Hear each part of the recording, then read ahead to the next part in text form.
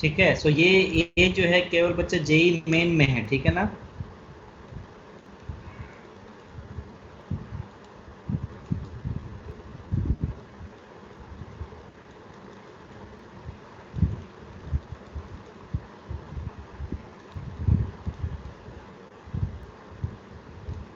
ऐसा JEE main में, ठीक है बच्चा, जे एडवांस में नहीं है, ठीक है। लेकिन इम्पोर्टेंट है जेई मेन के लिए, ठीक है ना। बहुत छोटा छोटा सवाल आता है ना, और बन जाता है, फॉर्मूला बेस्ड है।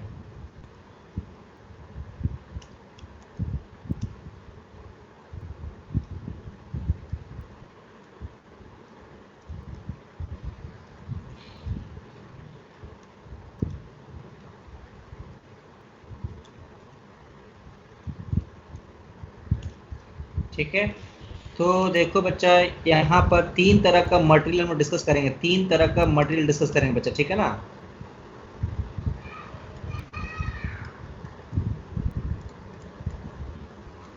Based on the behaviour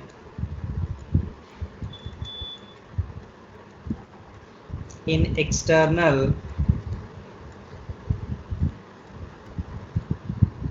magnetic field, based on the behavior in external magnetic field, materials are classified as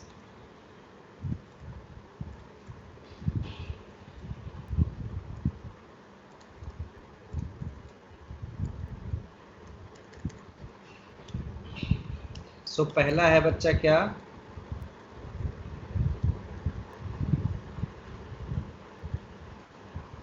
paramagnetic.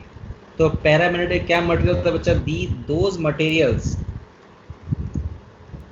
Materials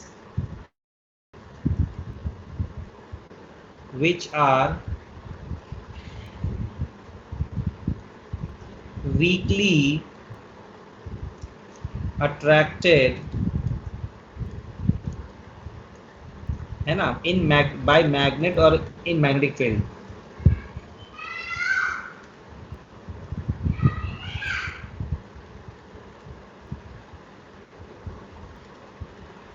ठीक है, दोज मटेरियल्स है ना, ऐसा लिख लो सीधे, ये देखो ना, those materials which are weakly attracted by magnet, ठीक है ना। तो कहने का मतलब क्या है बच्चा, कि अगर मान लेते हैं ये तुम्हारा मैग्नेट ले लेते हैं, ठीक है, इस तरह से, let say this is south pole, this is बच्चा नॉर्थ पोल, ठीक है, और ये कोई मटेरियल है, ठीक है ना। तो अगर ये पैरामैग्नेटिक है तो क्या होगा, वीक अट्रैक्शन, वीक अट्रैक्शन। तो ये हो गया तुम्हारा क्या, पैरामैग्नेटिक, ठीक है ऐसा। दूसरा है बच्चा क्या,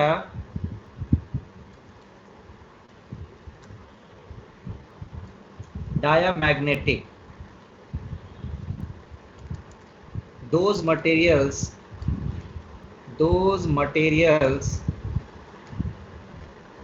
which are weakly repelled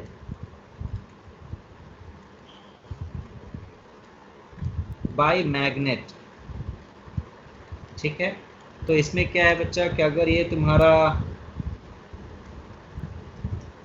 south pole north pole, ठीक है, और ये तुम्हारा कोई डायमैग्नेटिक मटेरियल है, तो क्या करेगा बच्चा, weak repulsion force, weak repulsion,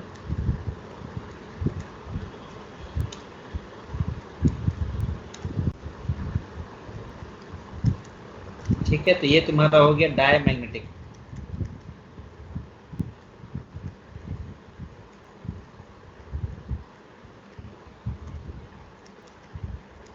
ठीक है, आखिरी है जो हम लोग को पढ़ना है, सी है, वो तुम्हारा क्या है बच्चा, वो है तुम्हारा ferromagnetic.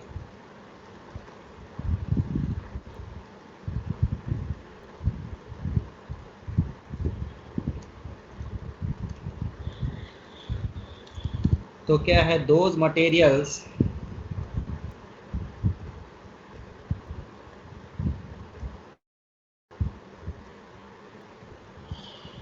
which are strongly attracted bye magnet. तो कहने का मतलब है कि अगर मान लेते हैं ये बच्चा मैग्नेट है, this is south pole, this is north pole, और ये कोई तुम्हारा फेरो मैग्नेटिक मटेरियल है, तो क्या होगा? Strong attraction. ठीक है, तो यही तीन के बारे में पढ़ना हम लोगों को, है ना। तो इसको तीनों का डेफिनेशन लिख लो बच्चा, उसके बाद फिर आगे देखेंगे कि इसका कॉज, है ना, क्यों ऐसा होता है, क्यों इस तरह का बिहेव करता है ये लोग।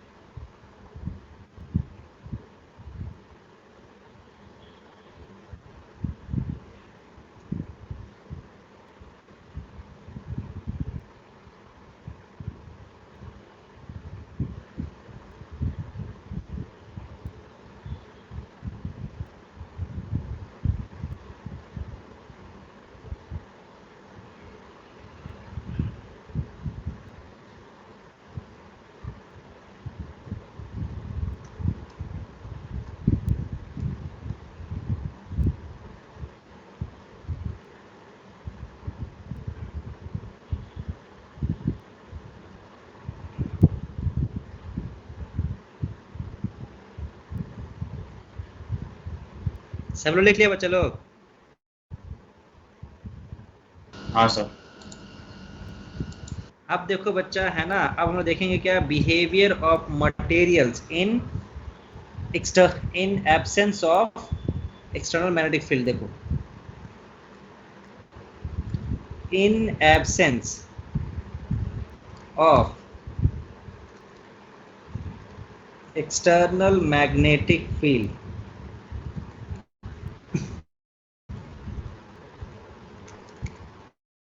तो देखो बच्चा, अगर ये तुम्हारा पैरामैग्नेटिक है, ठीक है, तो इसके अंदर का जो एटम होगा, है ना, ये तुम्हारा देखो क्या बच्चा है, मटेरियल, पैरामैग्नेटिक मटेरियल्स,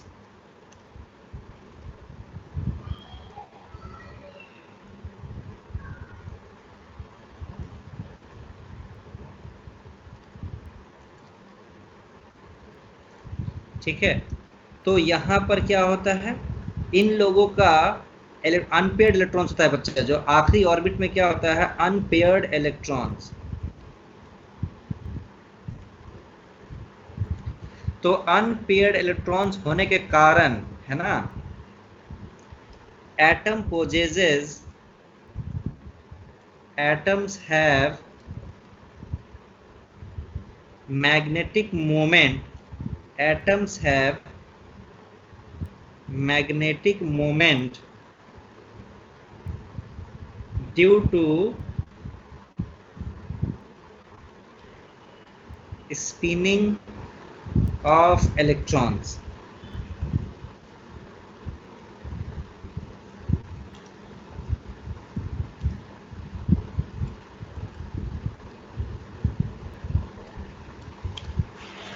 तो अब ये मैग्नेटिक मोमेंट, सब एटम का जो मैग्नेटिक मोमेंट है वो सब कैसा अलाइन रहेगा बच्चा, रैंडमली अलाइन रहेगा, इस तरह से रैंडमली अलाइन रहेगा, राइट, ऐसा।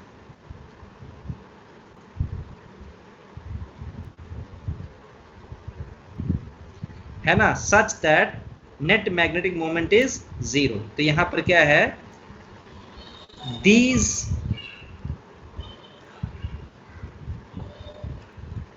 magnetic moments are randomly aligned, and as a result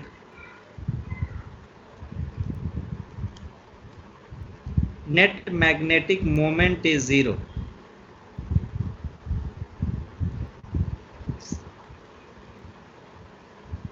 ठीक है, ये समझ में आ रहा है सबको?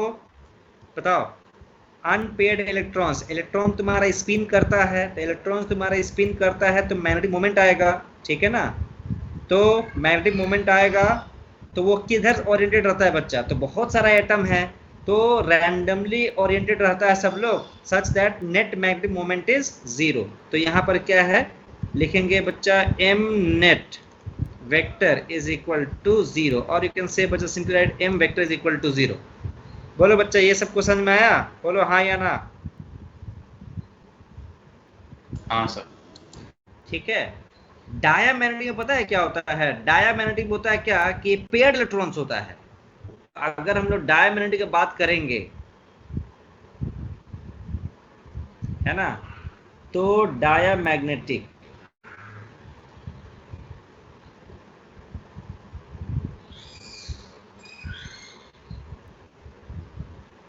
ठीक है.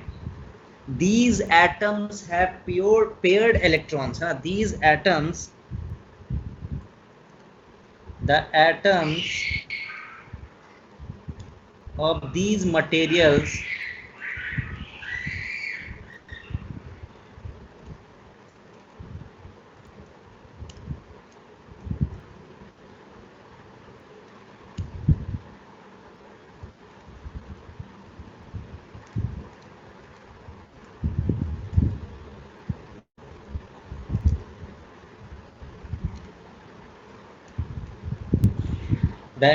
of these materials have paired electrons.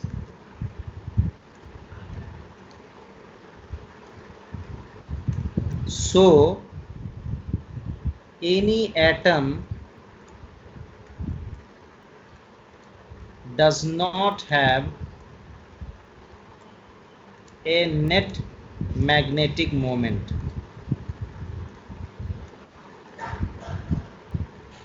So overall magnetic moment is 0.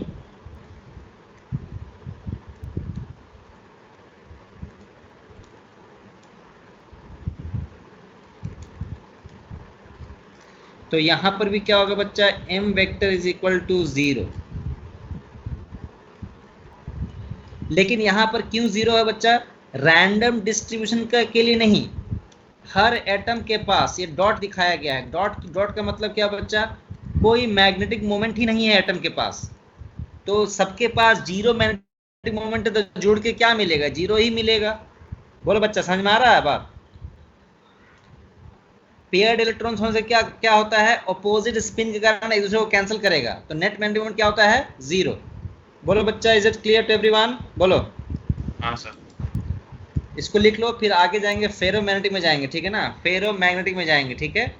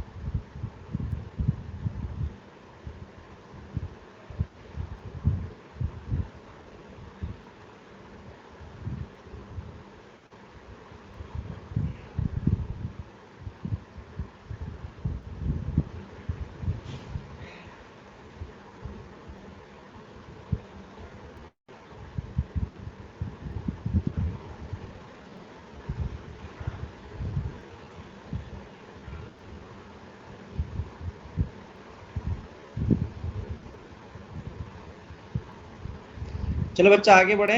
बोलो. हाँ सर.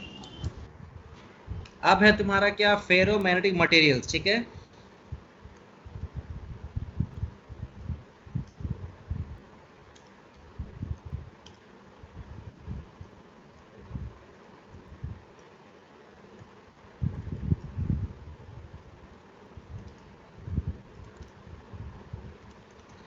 तो यहां पर भी क्या होता है बच्चा? दीज मटेरियल्स, है ना, materials of atoms of these materials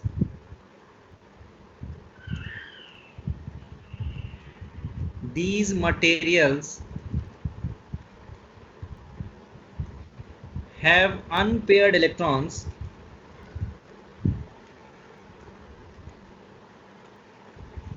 है ना, due to which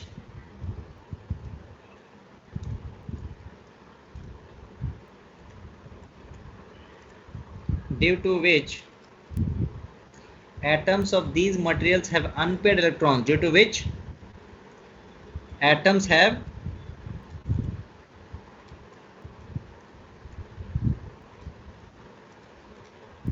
magnetic moment. तो अंतर क्या है फिर पैरामैग्नेटिक से, अंतर क्या है बच्चा, ठीक है ना, देखो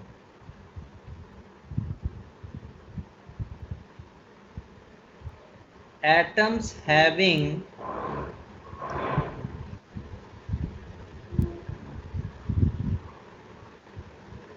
same direction of magnetic moment, ऐसा नहीं, ये हम सीधा डायग्राम ड्रॉ करके दिखाते हैं बच्चा, ठीक है ना, ऐसा। तो इसमें क्या होता है कि अब ये क्लस्टर्स में एग्जिस्ट करते हैं बच्चा, ऐसा छोटा ड्रॉ कर, इतना बड़ा ड्रॉ करेंगे नहीं, ऐसा।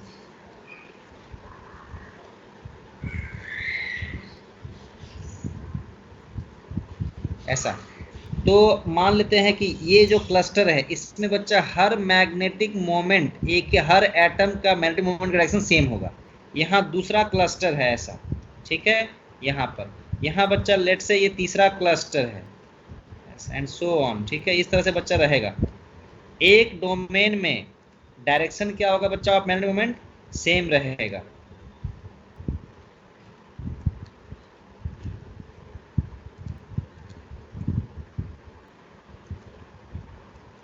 ठीक है, ऐसा।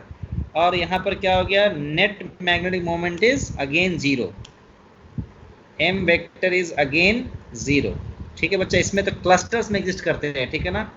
ये ग्रुप्स को क्या बोलते हैं बच्चा, ग्रुप्स डोमेन, ठीक है, क्लस्टर।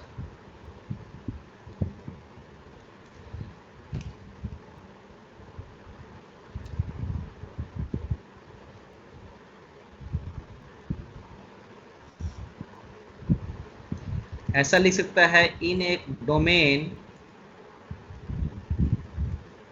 और cluster each atom has magnetic moment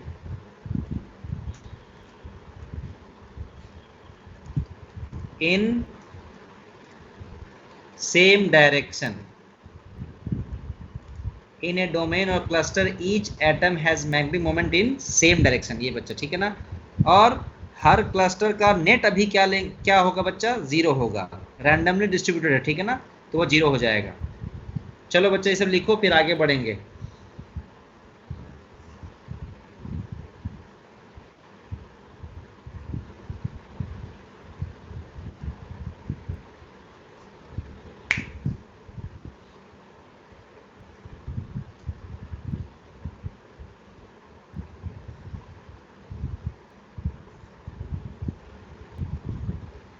चलो आगे बढ़े, बोलो बच्चा। यस। अब देखो बच्चा, अब क्या होगा, in the presence of magnetic field, in the absence में तो बात कर लिए बच्चा, ठीक है ना। अब बात करेंगे in the presence of external magnetic field.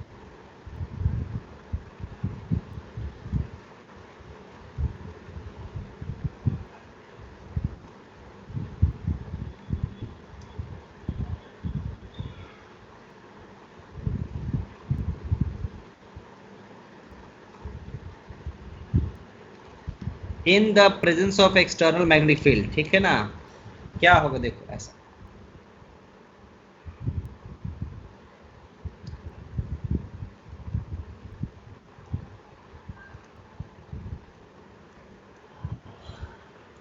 तो अगर मान लेते हैं बच्चा कि एक्सटर्नल मैग्नेटिक फील्ड तुम्हारा B0 है ना, ये क्या है, एक्सटर्नल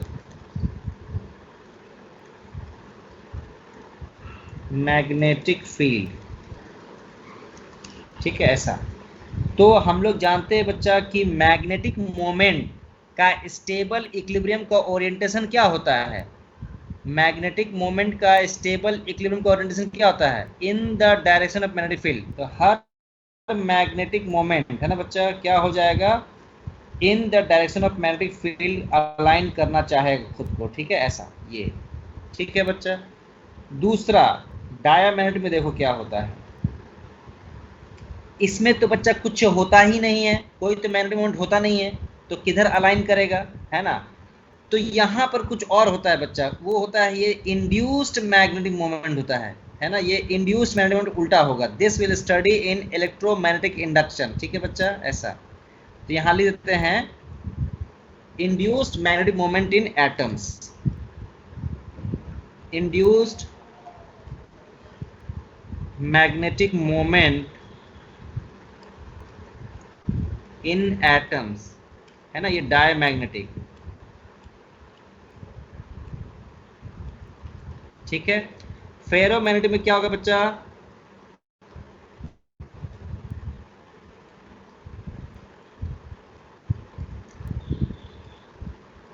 तो ये लोग तो क्लस्टर में ही रहते हैं, झुंड बना के,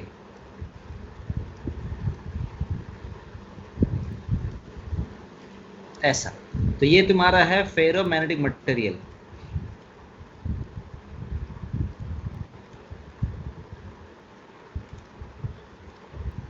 ठीक है, ऐसा।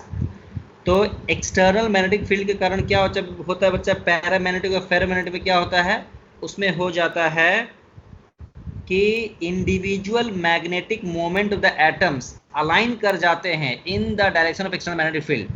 और डायमैग्नेटिक में तो कोई एटम का मैग्नेटिक मोमेंट होता नहीं है, लेकिन एक्सटर्नल मैग्नेटिक फील्ड के आने से इंड्यूस्ड मैग्नेटिक मोमेंट होता है, जो हमें पढ़ना है बच्चा अलग चैप्टर में, अभी नहीं पढ़ना है, बस जान लो कि इंड्यूस होता है, ठीक है ना, ऐसा। लेकिन अब यहाँ पर एक पॉइंट है, this induction takes place in paramagnetic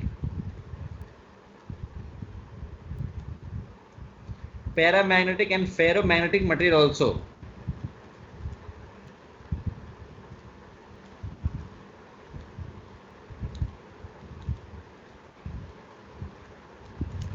but in those materials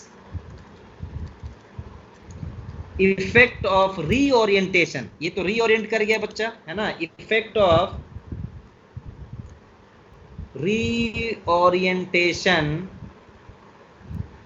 reorientation dominates,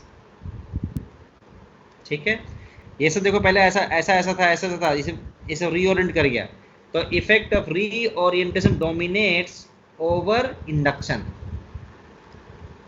ठीक है, ऐसा। सो इसीलिए बच्चा देखो, because of this reason this induction takes place in paramagnetic and ferromagnetic material also, because of this, है ना, because of this diamagnetic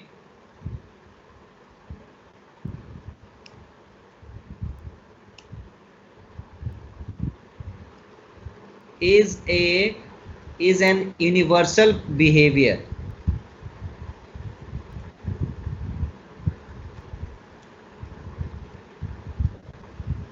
ठीक है, ऐसा, is a universal behavior, ठीक है बच्चा, ऐसा।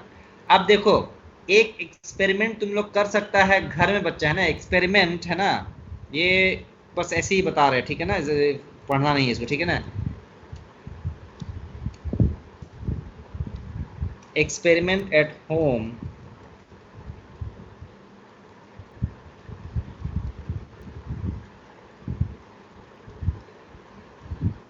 है ना, देखो तो क्या करना है बच्चा, इसमें तुम एक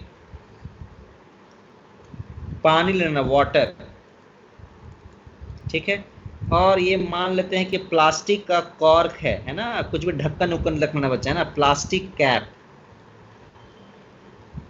प्लास्टिक, है ना, बटन कैप, कुछ भी लिखो, कैप रख लो, ठीक है, ऐसा। अब क्या करना, तुम यहाँ पर ना एक स्ट्रॉन्ग मैग्नेट ले आना, ठीक है ना, लेट से बच्चा इधर तुम्हारा नॉर्थ पोल है, इधर तुम्हारा साउथ पोल है, ठीक है ना। तुम जैसे जैसे मैग्नेट को इधर घुमाएगा ना, तो ये बॉटल भी इसके साथ पीछे पीछे आते जाएगा, ऐसे घुमाएगा तो ये पीछे पीछे इसी रास्ते में फ्लो करता जाएगा। बात समझ में आ रहा सबको बच्चा? क्या होगा बताओ तो, बोलो। पानी के ऊपर इसके जस्ट आगे बच्चा इस मैग्नेट को रखना और इसका पाथ ले चलना ऐसा ऐसा। तो जैसा पाथ लेके जाएगा ना मैग्नेट का, वही पाथ फॉलो करेगा तुम्हारा ढक्कन भी। अब बोलेगा सर ऐसा क्यों हुआ? तो ऐसा इसलिए होता है बच्चा क्योंकि वाटर तुम्हारा ना डायमैग्नेटिक है। वाटर क्या है बच्चा? डायमैग्नेटिक है। ठीक है, वाटर डायमैग्नेटिक है। तो इससे होता क्या है कि ये वाला जो मटेरियल है वाटर का वो रिपेल करेगा। तो रिपेल करने से होता क्या है, गड्ढा बन जाएगा। देखो ऐसा है ना, यहाँ पर कॉर्क है, तुम क्या कर दिया बच्चे, यहाँ पर गड्ढा क्रिएट कर दिया। कैसे गड्ढा क्रिएट हुआ बच्चा? इसके रिपल्सन के कारण, इसके रिपल्सन के कारण बच्चे यहाँ गड्ढा क्रिएट हुआ। तो ये आके इसमें गिरता रहेगा, समझा ना? जैसे तुम्हें एक गड्ढा क्रिएट कर जाएगा, ये गड्ढा में गिरते जाएगा। सबको बात समझ में आया बच्चे लोग? बोलो हाँ या ना। हाँ सर। ठीक है, तो ये स्ट्रॉन्ग मैग्नेट लेना तो देखना करना है ना, कोशिश करना, देखते हैं बताना मुझे हुआ कि नहीं हुआ। ठीक है, सो ये लिख लो बच्चा लोग, उसके फिर आगे बढ़ते हैं। ठीक है,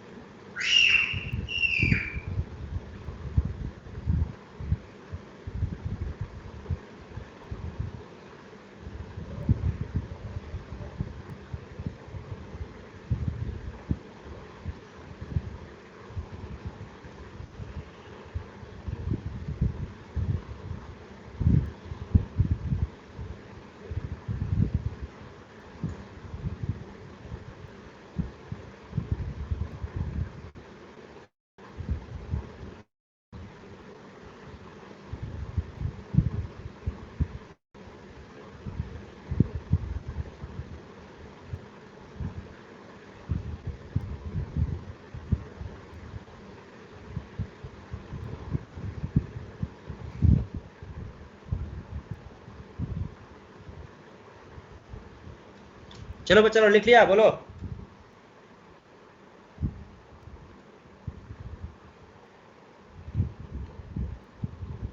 बोलो जी। हाँ सर। अब देखो है ना, अब हम लोग देखते हैं, बात करते हैं बच्चा, what is the magnetic field inside the, what is the magnetic field inside the material। तो अब देखो बच्चा क्या होगा। अब ये मैग्नेटिक मोमेंट देखो, अगर मान लेते कोई ऐसा मैग्नेटिक मोमेंट है ना, मान लेते कि मैग्नेटिक मोमेंट मतलब कि ये तुम्हारा साउथ पोल, ये तुम्हारा नॉर्थ पोल बना, तो ये अपना बच्चा ऐसा फील्ड क्रिएट कराएगा, ऐसा ऐसा फील्ड क्रिएट कराएगा। ठीक है, ऐसा। तो ये जो तुम्हारा इंड्यूस्ड मैग्नेटिक मोमेंट के कारण जो नेट एम आया, वो क्या बच्चा अपना ही मैग्नेटिक फील्ड क्रिएट कराएगा, इस तरह से, ऐसे से क्रिएट कराएगा बच्चा, है ना, ऐसे से क्रिएट कराएगा। ठीक है, ऐसा। और ये बाहर वाला मैग्नेटिक फील्ड भी है, ठीक है, जो कि अंदर में क्या होगा देखो तो बच्चा, सेम डायरेक्शन में है, देखो सेम डायरेक्शन में है, इसका डायरेक्शन इसका डायरेक्शन क्या है, सेम है। तो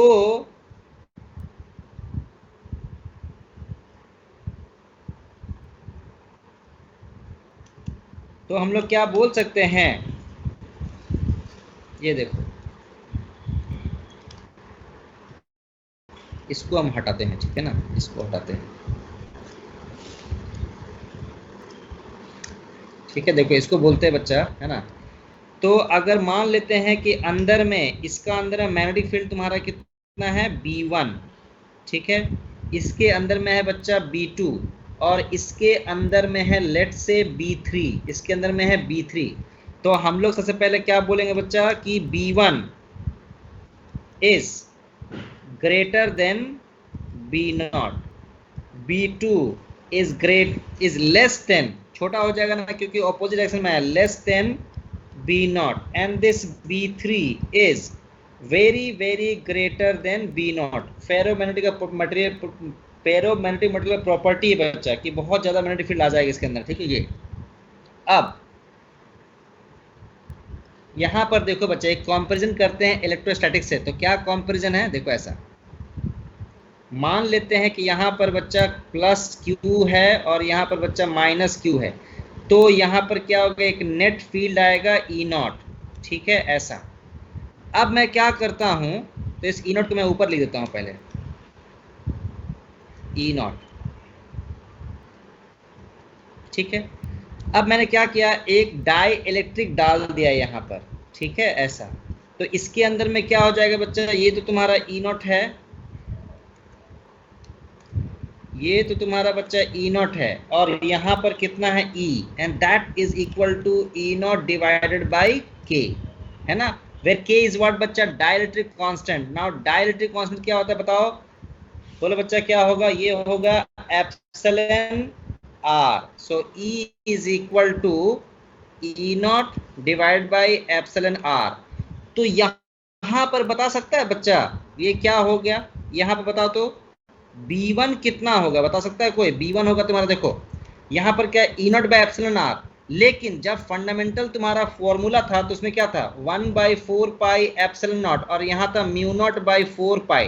तो देखो बच्चा यहाँ पर ये डिनोमिनेटर में आया क्योंकि ये यहाँ पर था। तो इस केस में क्या होगा, ऊपर आएगा, तो ये लिखेंगे म्यू आर इंटू B0, ऐसा। तो म्यू आर 1 करो। उसी तरह से बच्चा यहाँ पर क्या करेंगे, B2 is equal to mu r 2 into B0, and this B3 is equal to mu r 3 into B0। तो बता सकता है बच्चा यहाँ पर फॉर पैरामैग्नेटिक, ठीक है, इसके लिए म्यू आर 1 है पैरामैग्नेटिक के लिए बच्चा। तो क्या मैं बोल सकता हूँ, म्यू आर जो होगा ग्रेटर देन 1 होगा, ठीक है। फिर तुम्हारा क्या होगा बच्चा, फॉर डायामैग्नेटिक म्यू आर तुम्हारा क्या हो गया, लेस देन 1 होगा। और तुम्हारा for ferromagnetic mu r is very very greater than 1। तो ये वाला डेटा याद रखना है बच्चा, ये वाला डेटा सबको याद रखना है, ठीक है ना। Is greater than 1 but less than 2, ऐसा, ये भी याद रख लो, ठीक है ना, बाउंड्री रख लो 2 का। ये बात सबको समझ में आया बच्चा लोग, बोलो तो ये हम कैसे लिखे, एनालॉजी ड्रॉ करके कैसे लिखे, समझ में आया सबको, बताओ। E is equal to E0 by K को क्या लिखते हैं बच्चा, एप्सिलॉन R। तो यहाँ पर बाई कर दिए थे, लेकिन यहाँ पर क्या करना पड़ेगा, मल्टीप्लाई करना पड़ेगा। क्यों, क्योंकि देखो ये फॉर्मूला में ही चेक देख लो बच्चा, ऐसा ऐसा चीज है, ठीक है, ये चीज। Is it clear to everyone, बोलो बच्चा यस और नो। सर अगर वेक्टर फॉर्म में लिखे तो क्या B2 में हम लोग माइनस लगा सकते हैं, B2 is equal to minus mu r two B0। क्या चीज बताओ तो, B2 is equal to minus mu r two B0, मतलब वेक्टर फॉर्म में लिखे तो।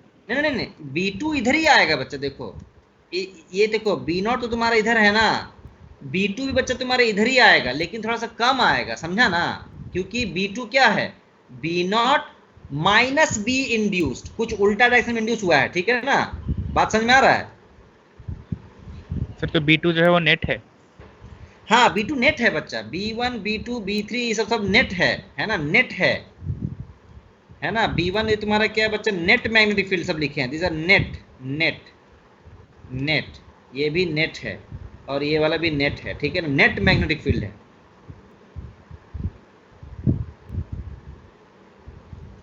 जो कि vector sum of B naught है प्लस बी इंड्यूस्ड है, vector sum of B not plus B induced, ठीक है ऐसा। जैसे देखो ना ये तुम्हारा ई क्या है, ये तो नेट था ना, ये नेट इलेक्ट्रिक फील्ड है ये।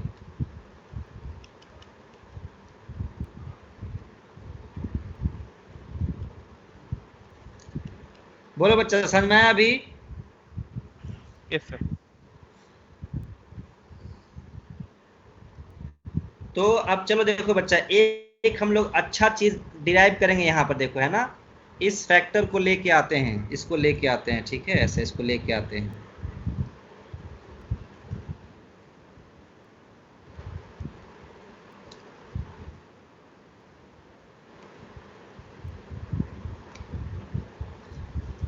तो ये देखो बच्चा, यहां से क्या निकल के आएगा, यहां से क्या निकल के आया, यहां से निकल के आएगा बच्चा B1 is equal to mu R1 कितना है बच्चा, ये तुम्हारा म्यू1 डिवाइडेड बाय म्यू नॉट, यही तुम्हारा रिलेटिव होता है, and that is B not, ठीक है।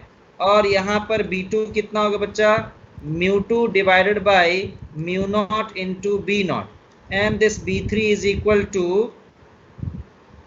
म्यू3 divide by mu not into B not. तो इन तीनों के मदद से मैं ये लिख सकता हूँ, देखो बच्चे क्या लिखूंगा मैं, है ना, मैं लिखूंगा B1 बाय म्यू1 is equal to, B1 by म्यू1 इज इक्वल टू, ये तुम्हारा होता है कितना, B not by mu not. यहाँ से देखो बच्चा ये हो जाएगा B2 बाई म्यू2, ये होगा तुम्हारा क्या, B3 बाई म्यू3।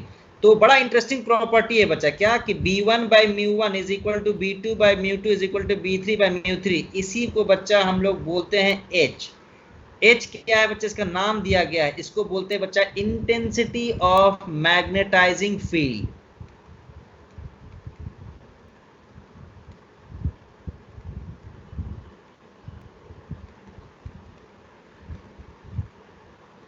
ठीक है, इंटेंसिटी ऑफ मैग्नेटाइजिंग फील्ड लिखो इसको, फिर इसके बारे में एक इंटरेस्टिंग चीज बताएंगे। चलो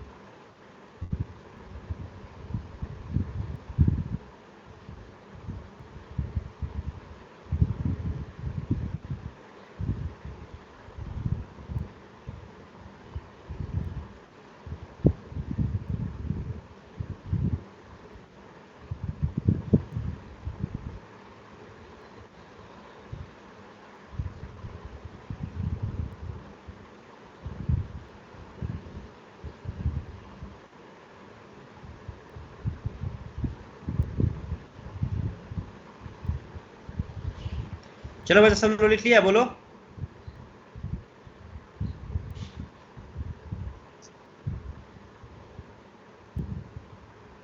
सर वो नीचे में क्या लिखे, इंटेंसिटी ऑफ मैग्नेटाइजिंग फील्ड। फिर से लिख देते बच्चा, इंटेंसिटी ऑफ मैग्नेटाइजिंग फील्ड, है ना।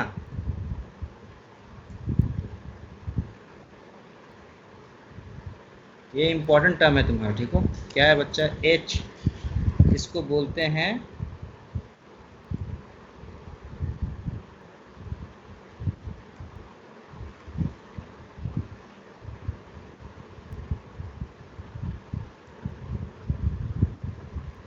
ठीक है, इंटेंसिटी ऑफ मैग्नेटाइजिंग फील्ड, ठीक है।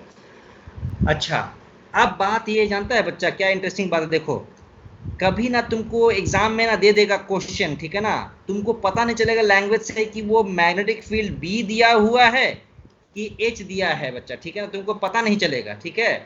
तो इसका ट्रिक क्या है बच्चा, यूनिट देखेंगे, ठीक है, इसका ट्रिक क्या है, यूनिट देखेंगे बच्चा, ठीक है। तो यहाँ पर यूनिट लिखना जरूरी है, वही इंटरेस्टिंग बात था, ठीक है ना।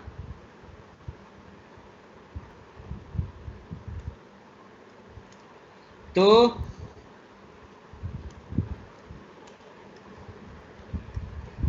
तो unit of H is ampere per metre, ऐसा, ठीक है ना बच्चा। इसको देख के पहचानना है कि हाँ ये एच है, बी नहीं है। बी रहेगा तो टेस्ला दे देगा बच्चा, ठीक है ना, और एच रहेगा तो एम्पेयर पर मीटर दे देगा, ठीक है। तो ये रिमेंबर दिस, ये काम में आएगा, ठीक है। ऐसा बोलो बच्चा, यहां तक सबको समझ में आ गया? बोलो बच्चा सब हाँ या ना, कोई डाउट है तो पूछो यहां तक।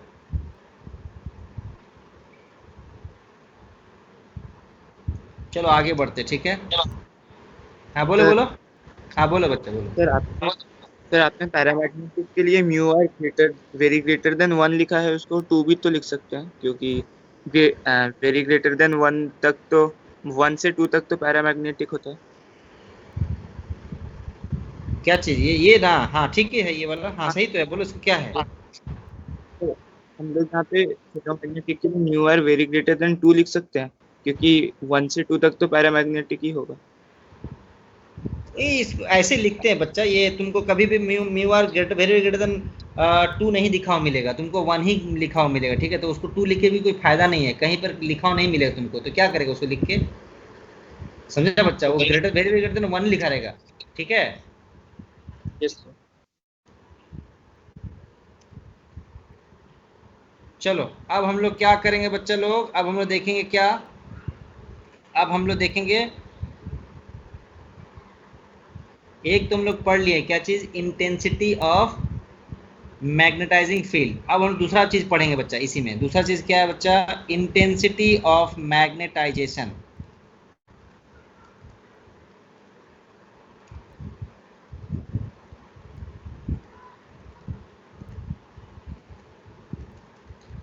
तो कैसे डिफाइन करते हैं, it is defined as induced magnetic moment per unit volume, induced magnetic moment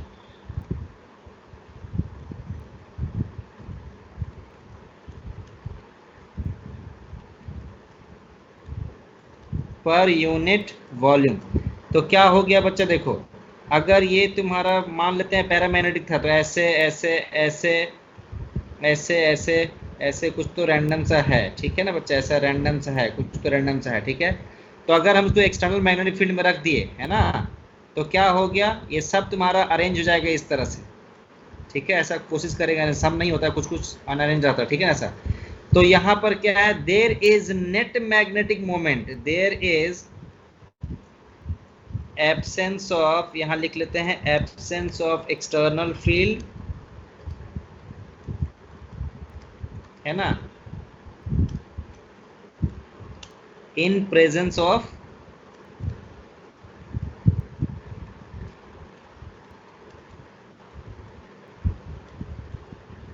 ठीक है ऐसा। तो इसमें क्या हुआ, there is net magnetic moment m, there is net magnetic moment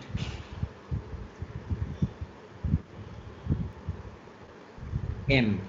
तो यहाँ पर बच्चा intensity of magnetisation I, so I is equal to क्या है बच्चा, m डिवाइड बाई v, और v क्या है, volume of the object, volume of is this object का वॉल्यूम बच्चा, ठीक है ना। ऐसे लिख लो, I इज इक्वल टू m बाई v, है ना। You can right this as a vector form, m vector by v, ठीक है ऐसा। अच्छा यहाँ पर एक फॉर्मूला जो कि रटना है बच्चा, ठीक है ना। तो रिमेंबर वन फॉर्मूला,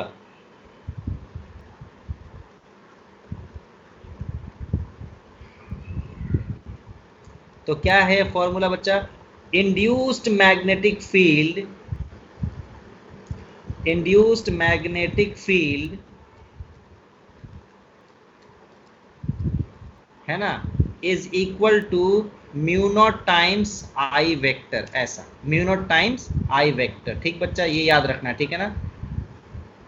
इसके अंदर बच्चा कितना इंड्यूस्ड होगा, वो होगा तुम्हारा म्यू नॉट टाइम्स आई, ठीक है। इसको रखना, याद रखना है, ठीक है।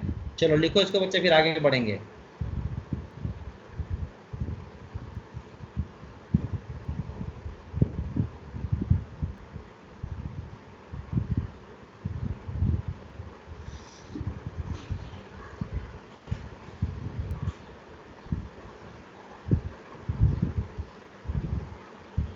चलो लिख लिया बच्चा।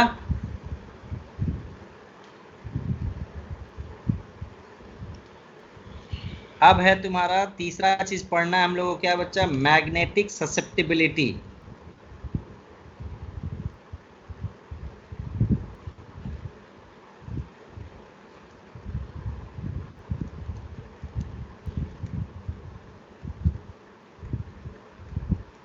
काई से नोट करते हैं बच्चे, इसको काई बोलते हैं, ठीक है ना। मैग्नेटिक ससेप्टिबिलिटी इसको काई बोलते हैं, ठीक है ना। तो इसको कैसे डिफाइन करते हैं? It is defined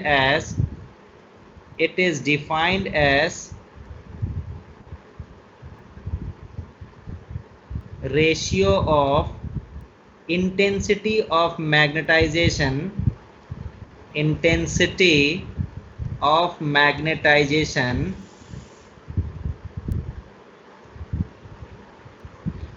to intensity of magnetizing field।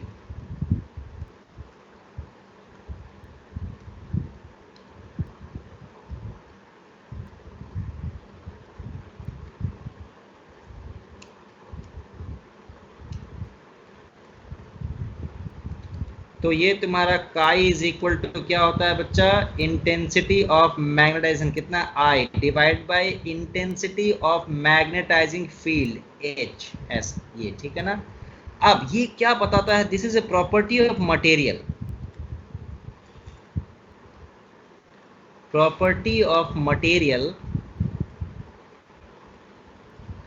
which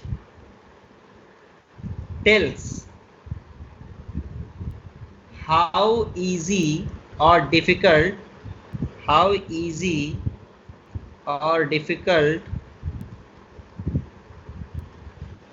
it is to magnetize a material।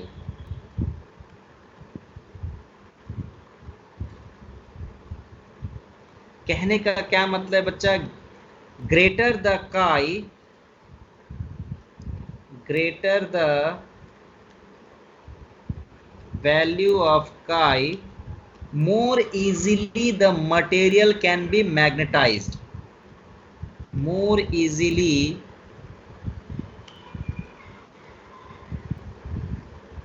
material can be magnetized। देखो बच्चे, देख सकते हैं तुम्हारा, देख क्या हो गया? I is equal to X into H. तो ये फॉर गिवन एच, जितना x ज्यादा होगा उतना ज्यादा ही तुम्हारा I निकल के आएगा, ठीक है ना। फॉर गिवन h, जितना ज्यादा x होगा उतना ज्यादा I होगा बच्चा, ठीक है ना। तो यही बता रहा है क्या? जितना ज्यादा x उतना ज्यादा I निकल के आ रहा है। इसका मतलब क्या हुआ? आसानी से मैग्नेटाइज हो जाएगा। वो x ज्यादा है तो कमजोर फील्ड लगाएगा, कमजोर h रहेगा, तब भी तुम्हारा क्या हो जाएगा? मैग्नेटाइज हो जाएगा। Is it clear?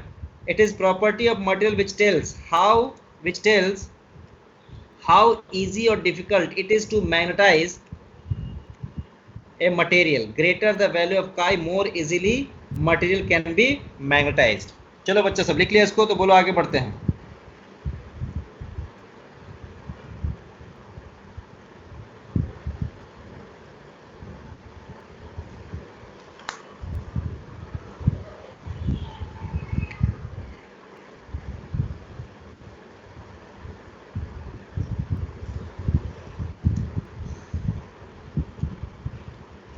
आगे बढ़े बच्चा लोग, बोलो। हाँ सर। अब हम लोग नेक्स्ट देखेंगे बच्चा, relation between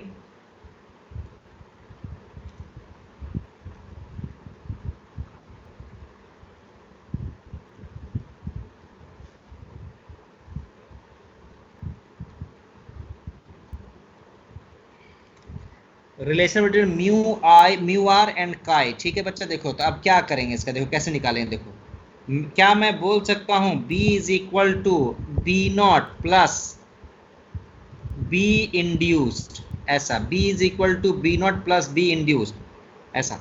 so this imply B is equal to B not plus B induced कितना होता है बच्चा? Mu not into I. ये रटना सिखाया था ना, एक ग्रीन में लिखे थे फॉर्मूला, देखो तो B इज इक्वल टू कितना लिखा था? म्यू नॉट इंटू आई, ठीक है ना। तो वही याद करना है, B is equal to mu not into I, ठीक है, ऐसा। अब हमें बच्चा ये म्यू आर और एक्स चाहिए। So how to find this mu R and X, कैसे यहाँ पर लेके आएंगे, ठीक है। देखो तो हमें पता है क्या, b by mu is equal to h is equal to B not by mu naught, ऐसा। तो हम लोग बच्चा इसी को यूज करते हैं। तो b को क्या लिखेंगे बताओ तो बच्चा, म्यू इंटू एच लिखेंगे। बी नॉट को क्या लिखेंगे बच्चा, म्यू नॉट इंटू एच लिखेंगे, प्लस ये तो म्यू नॉट, ठीक है। और हमें ये भी पता है x इज इक्वल टू क्या होता है, i बाई एच। तो this imply x is equal to, sorry, I is equal to x into h. This imply x is equal to, क्या फिर कर रहे भाई, बहुत गलती कर रहे बाबा, I is equal to x into h, ऐसा तो ये लिखेंगे। सो दिस इम्प्लाई यहाँ हो जाएगा कितना, x into h, ऐसा। अब देखो तुम्हारा h दोनों साइड से कट गया, ठीक है। So mu is equal to mu naught plus mu not into X. So this imply mu divide by mu naught is equal to 1 plus X. तो यही तो तुम्हारा बच्चा क्या है, म्यू आर है, which is equal to 1 plus X. Is it clear to everyone? बोलो बच्चा।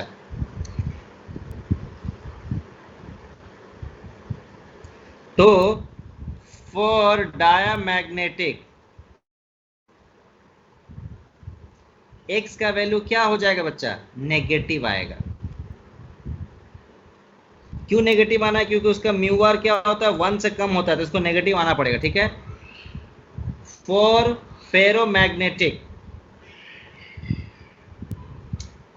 पैरामैग्नेटिक लिखो, है ना, फॉर पैरामैग्नेटिक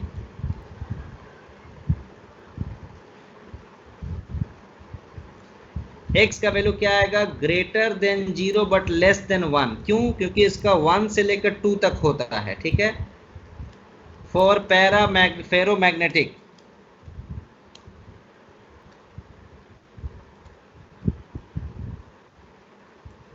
x का value very very greater than 1 हो जाएगा, ऐसा, ठीक है ना। तो ये तीनों चीज लिख के याद रखना है बच्चा, ये चीज, ठीक है ना। चलो इसको लिख लो, फिर आगे बढ़ेंगे। ये x जो है ना वो बहुत इंपॉर्टेंट है, ये बताता है कौन आसानी से मैग्नेटाइज हो जाएगा और कौन अच्छा आसानी से मैग्नेटाइज नहीं होगा, ठीक है ना।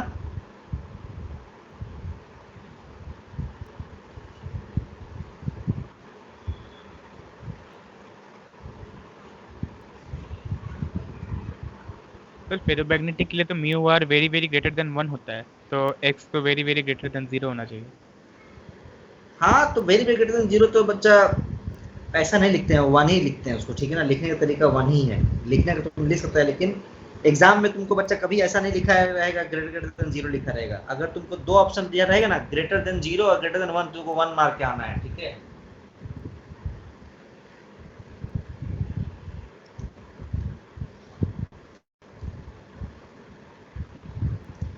x जाता है 1000 में, 500 ऐसा कुछ चला जाता है बच्चा, ठीक है ना। तो इसीलिए उतना नहीं सोचना है कि 1 से कंपेयर करेगा 0 से कंपेयर करेगा। अब वेरी वेरी ग्रेटर देन 0 क्या होता है, 0 से तो हर कोई ज्यादा होगा बच्चा, है। वेरी वेरी ग्रेटर देन 0 क्या होता है,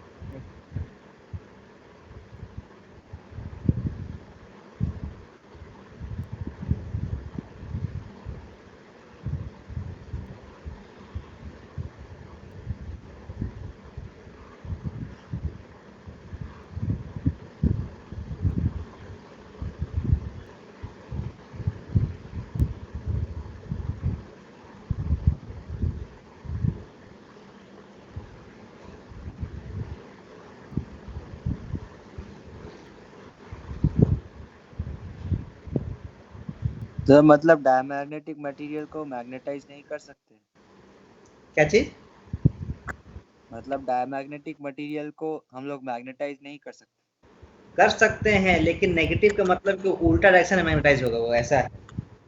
अच्छा,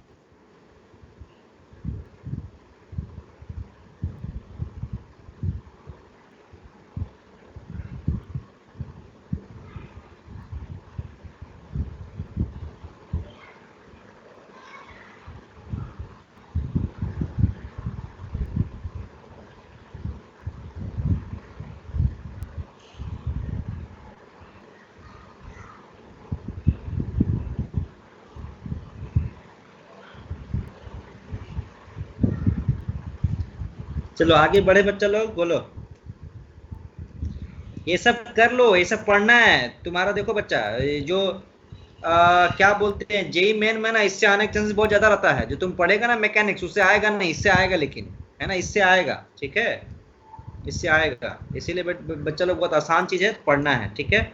अब देखो क्या है, अभी प्रॉब्लम करेंगे ना, अभी हम देखो सब जेई मेन के प्रॉब्लम सब करेंगे अभी, ठीक है ना। डिपेंडेंस ऑफ, अब हम लोग को पढ़ना है क्या बच्चा, डिपेंडेंस ऑफ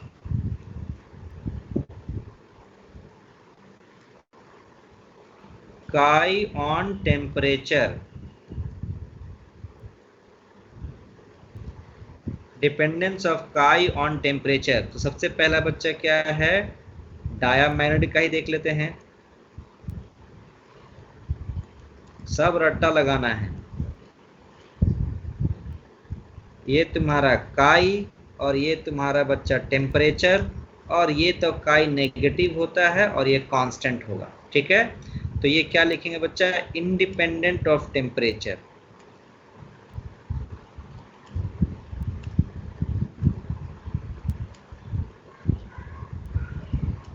ठीक है। दूसरा पैरामैग्नेटिक,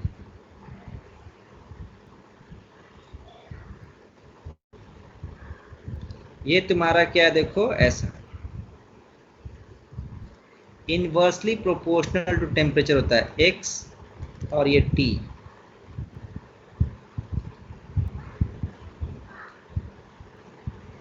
ऐसा, तो x is inversely proportional to temperature. इसी को बच्चा बोलते हैं क्यूरीज लॉ। इसी को बोलते हैं क्या, क्यूरीज लॉ।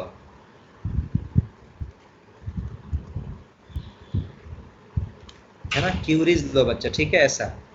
अब आया तुम्हारा क्या बच्चा, फेरोमैग्नेटिक। फेरोमैग्नेटिक, ठीक है ना। अब आएगा फेरोमैग्नेटिक, इसको लिख लो, फिर आगे करते हैं।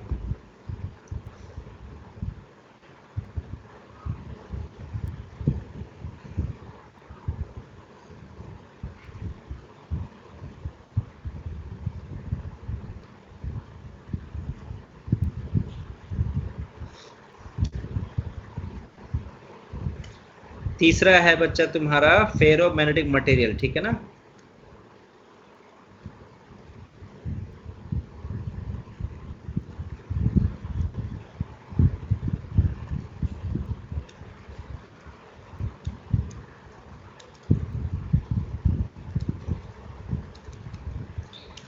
तो फेरोमैग्नेटिक ऐसे आता है, देखो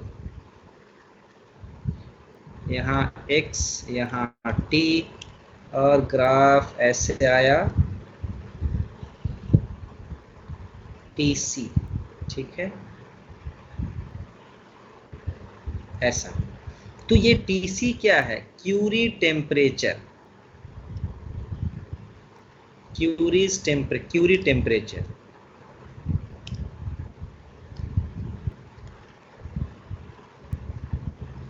ठीक है। तो इसका डेफिनेशन क्या है, the temperature after which, the temperature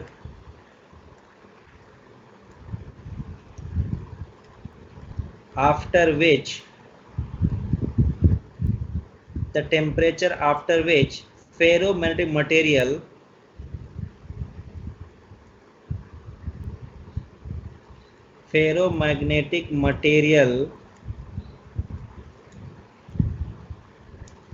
starts behaving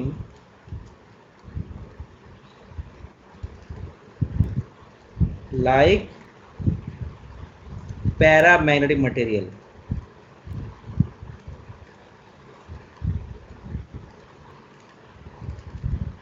कहने का मतलब क्या बच्चे, देखो इसके बाद, इस पॉइंट के बाद ना इनवर्सली प्रोपोर्शनल टेम्परेचर हुआ है ना। इस पॉइंट के बाद इनवर्सली प्रोपोर्शनल टेम्परेचर हुआ है, तो वही हो जाएगा बच्चा, वही तुम्हारा क्यूरियस टेम्परेचर क्या है, the temperature after which ferromagnetic material starts behaving like paramagnetic material, ठीक है। इसको लिख लो।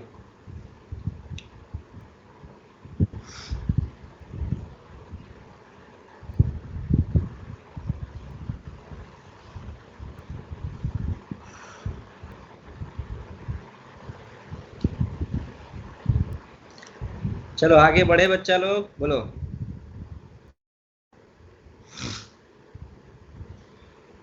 सर एक बार पैरामैग्नेटिक वाला दिखाइए ना।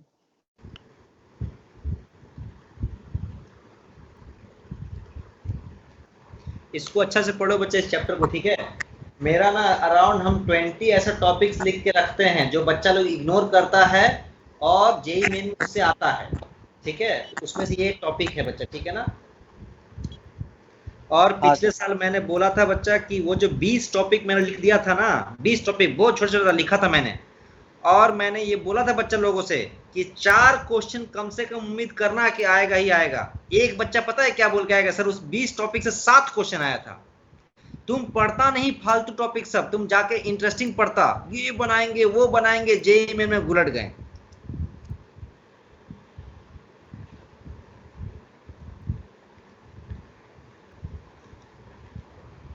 अब देखो बच्चा, अब हम लोग क्या देखेंगे, magnetic hysteresis.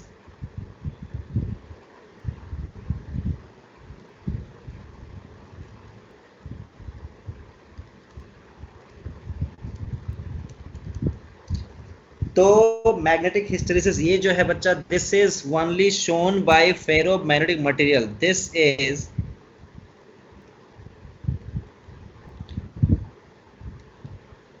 only shown by ferromagnetic material, ठीक है ऐसा। तो देखो बच्चा क्या है ये, है ना, समझो ध्यान से। तो लेट से बच्चा इधर तुम्हारा क्या है, H intensity of magnetising field, और इधर क्या है बच्चा, I इंटेंसिटी ऑफ मैग्नेटाइजेशन। तो जितना ज़्यादा मान लेते हैं कि एक मटेरियल है अभी बच्चा अनमैग्नेटाइज्ड है ना, उसमें बिल्कुल भी कुछ भी एम नहीं है, ठीक है। तो ये तुम्हारा यहाँ पर रहा। जैसे ही तूने बच्चा H देना शुरू किया तो इसका भी I बढ़ता जाएगा, ठीक है। इसका I ऐसा बढ़ा, ऐसा बढ़ा बढ़ा बढ़ा, ठीक है ना, ऐसा, ठीक है। यहाँ तो कोई दिक्कत नहीं, बच्चा बढ़ गया ऐसा। तुमने H बढ़ाया तो I भी बढ़ेगा, है ना, कॉज इफेक्ट, ठीक है। अब क्या किया कि तुमने H को घटाना शुरू किया, H को घटाना शुरू किया, ठीक है। तो इंटरेस्टिंग बात ये देखा गया है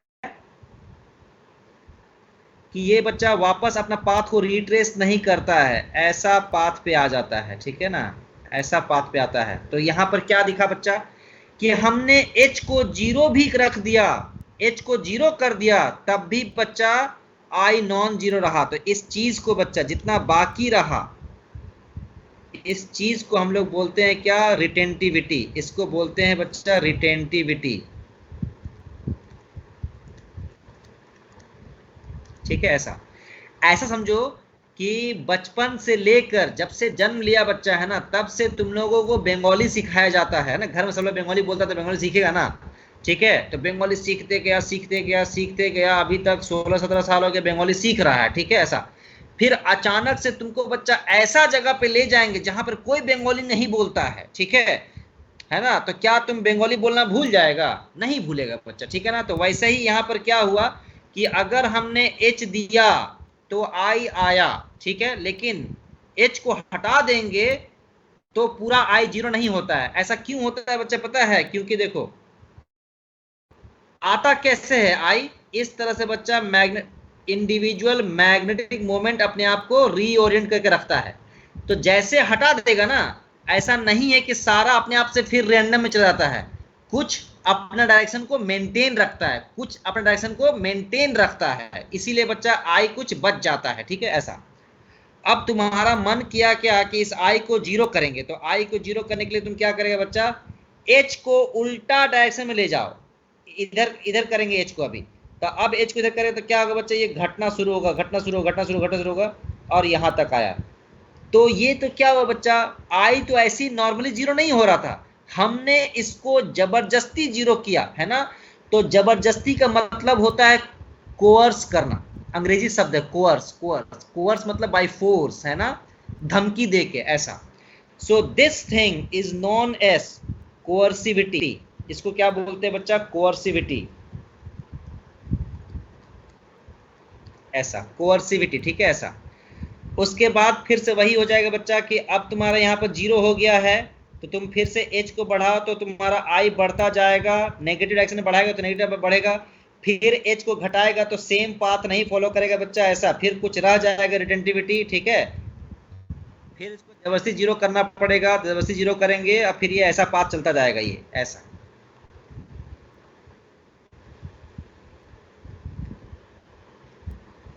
समझ में आया बच्चा? बोलो सब लोग, रिटेंटिविटी कोअर्सिविटी समझ में आ गया? बताओ।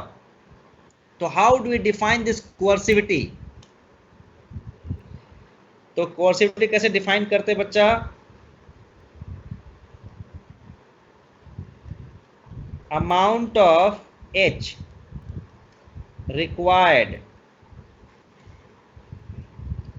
in opposite direction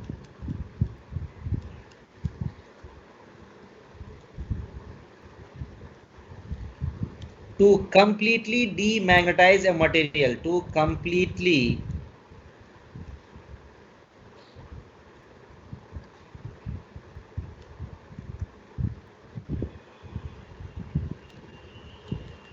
मटेरियल, ठीक है ऐसा। और क्या है रिटेंटिविटी बच्चा? रिटेंटिविटी क्या है? Amount of I left even after intensity of magnetizing field is removed. Intensity of magnetizing field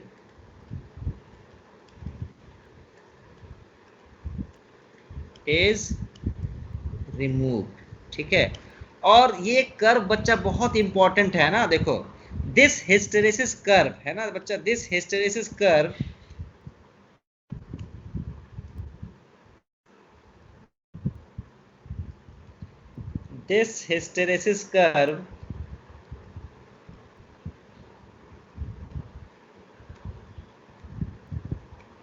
helps us in selecting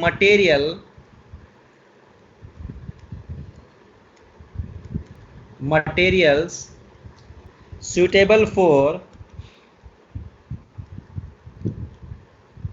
making a permanent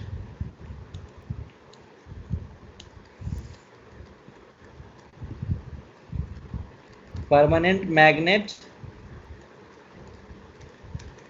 तो परमानेंट मैग्नेट और तुम्हारा क्या बच्चा? टेम्पररी मैग्नेट्स है ना।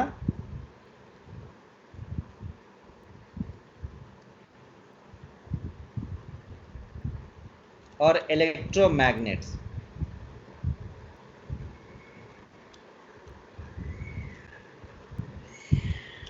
ठीक है बच्चा। देखो तो परमानेंट मैग्नेट का प्रॉपर्टी क्या होना चाहिए?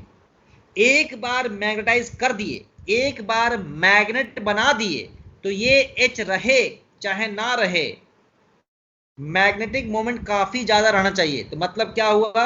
High retentivity.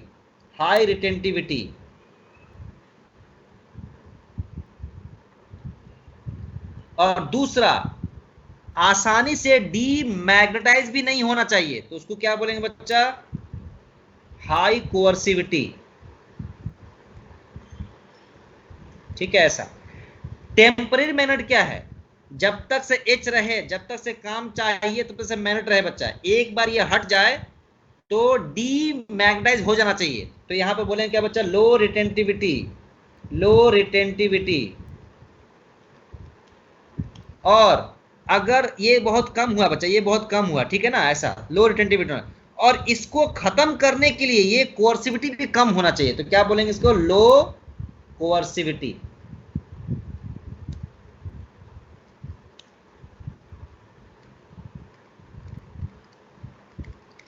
बोलो बच्चा, is it clear to everyone? बोलो।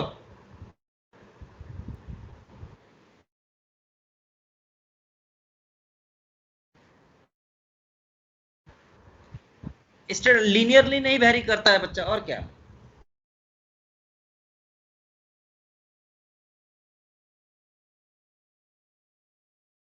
क्या चीज?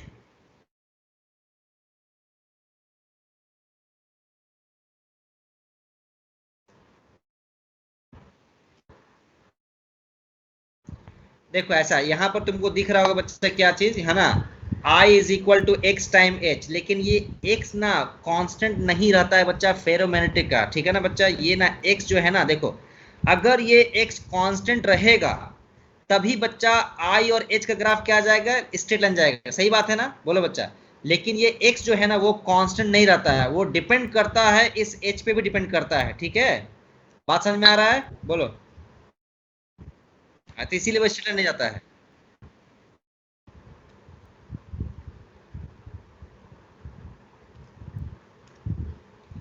चलो इसको लिख लो बच्चा, लो रिटेंटिविटी एंड लो कोअर्सिविटी, ठीक है।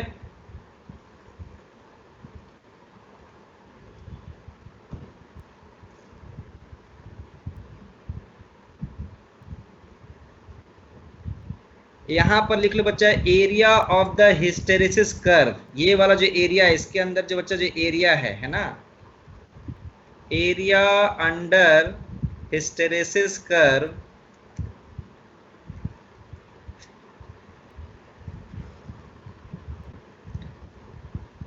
measures एनर्जी लॉस्ट बोलो चाहे हीट प्रोड्यूस्ड, है ना, पर साइकिल ऑफ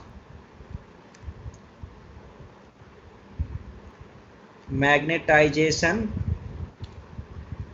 एनर्जी लॉस्ट पर साइकिल, एक साइकिल कंप्लीट हो गया ना उसका, तो area under the hysteresis curve measures energy lost पर साइकिल, ऐसा इसको लिख लो।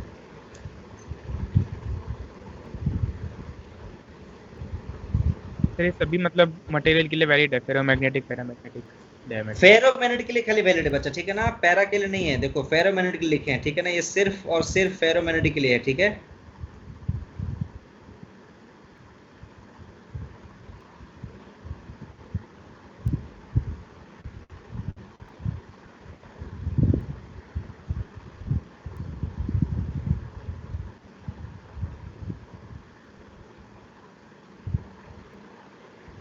सर एक बार नीचे कीजिए।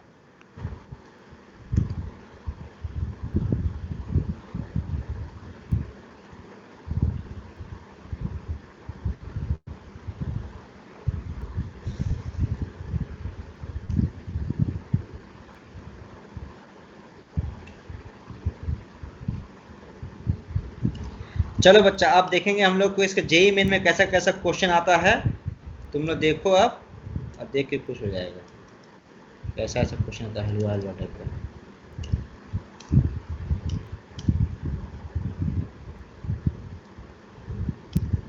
है।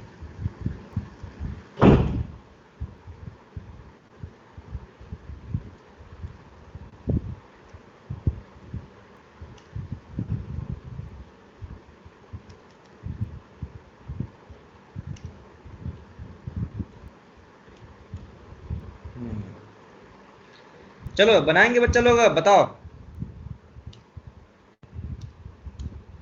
सर चलो बनाओ फिर, देखो देखो कितना इंटरेस्टिंग क्वेश्चन सब आता है।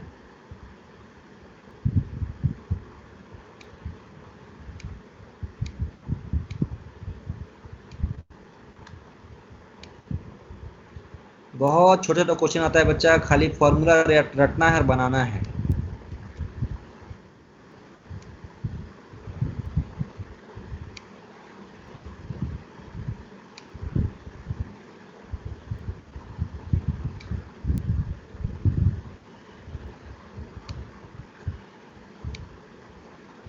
देखो क्या लिखा है, a paramagnetic material has 10 to the power 28 atoms per metre cube, its magnetic susceptibility at 350 kelvin, जितना its susceptibility at 300 kelvin is, कितना होगा ये बताना है।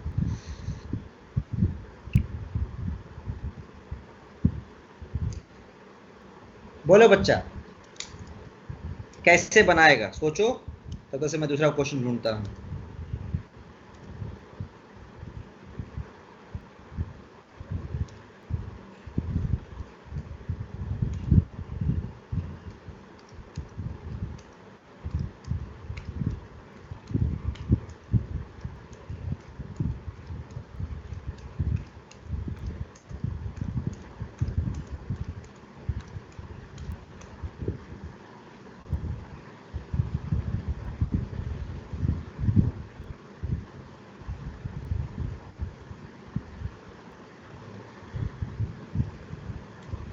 तो मैं बनाऊं बच्चा लोग, बोलो। देखो देखो कितना आसान है। हमने क्या पढ़ा था बच्चा? पैरामैग्नेटिक और टेम्परेचर डिपेंडेंस क्या पढ़ा है? For paramagnetic x is inversely proportional to temperature. तो कहना इसे बच्चा x1 divided by x2 is equal to t2 divided by t1, that's it. So x2 is equal to t1 divided by t2 into x1। तो ये t1 कितना है? 350 divide by 300 into x1 कितना है? 28 2.8 सॉरी 2.8 इंटू 10⁻⁴ ऐसा। तो ये और ये गया बच्चा, ठीक है। तो 5 6 5 7 7 डिवाइड बाय 6 इंटू 2.8 इंटू 10⁻⁴। तो ये कितना हो जाएगा? 7 डिवाइड बाय 3 इंटू 1.4 इंटू 10⁻⁴। इसी को सॉल्व करना है बच्चा, ठीक है। तो कितना? 7 4 28 7 1 7 9 9.8 डिवाइड बाय 3 इंटू 10⁻⁴। हैंग कर गया,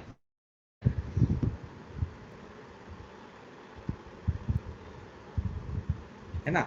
सो ये 10⁻⁴। अब ये कितना होगा देखो बच्चा, 9.9 करते थे 3.3 होता, तो हल्का सा कम, 3.3 से हल्का सा कम, तो यही तो आएगा। बताओ, इज इट क्लियर? बोलो बच्चा हाँ या ना।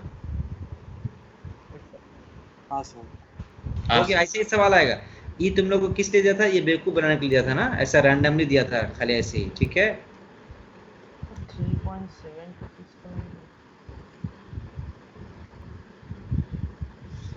चलो और बनाते हैं।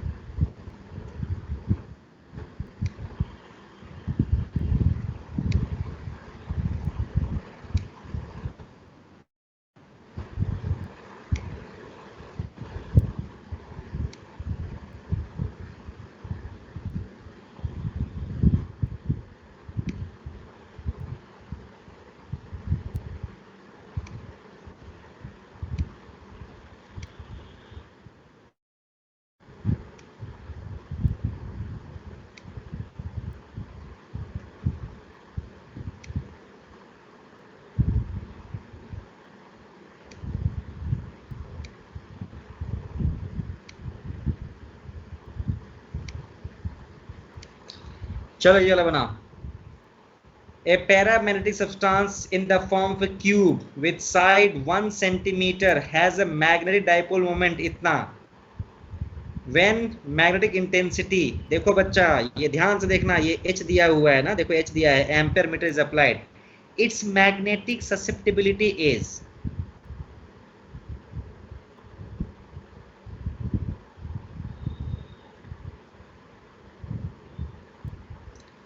तो how do we define x बच्चा? बताओ x का डेफिनेशन क्या होता है, जल्दी से बताओ बच्चा, बोलो।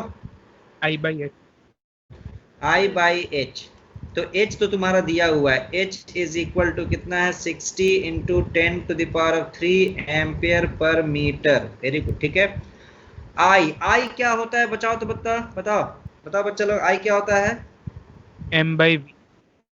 m/v। तो m कितना दिया है? 20 इंटू 10⁻⁻⁶ जूल पर टेस्ला, ऐसा यूनिट में है, छोड़ दो। डिवाइडेड बाय v कितना है बच्चा? 10⁻⁻⁶। क्लियर ना बच्चा? बताओ 10⁻⁶ होगा ना,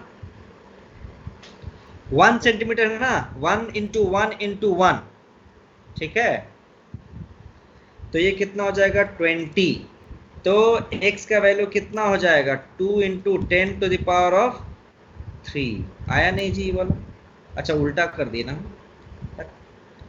तो x इज इक्वल टू कितना हो गया? 20 डिवाइड बाई 60 इंटू 10⁻³ तो कितना हो गया बच्चा? 1/3, यानी कि 0.33 इंटू 10⁻³ यानी कि 3.3 इंटू 10⁻⁴ है ना, ये वाला।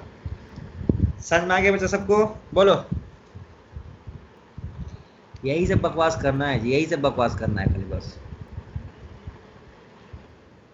चलो और बनाते हैं। चलो आगे बढ़े, बोलो बच्चा लोग। हाँ सर। यही सब नहीं बनाएगा तो एग्जाम में नंबर कटेगा ना, बताओ तो।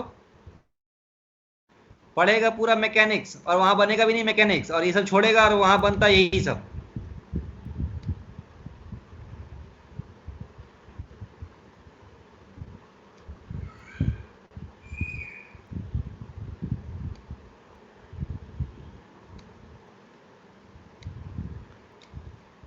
ये देखो, a bar magnet is demagnetised by inserting it in a solenoid of length इतना, लेंथ इतना दिया है, 100 टर्न्स दिया है, एंड कैरिंग ए करंट इतना। The coercivity of the bar magnet is कितना है? तो देखो बच्चा, इसको डीमैग्नेटाइज करना है, इसको डीमैग्नेटाइज करना है। तो हमने बताया था ना बच्चा, उल्टा डायरेक्शन में फील्ड लगाना पड़ेगा, उल्टा डायरेक्शन में एच लगाना पड़ेगा। तो यही एच को ढूंढना है बच्चा, ये एच को ढूंढना है, ठीक है ना, ऐसा।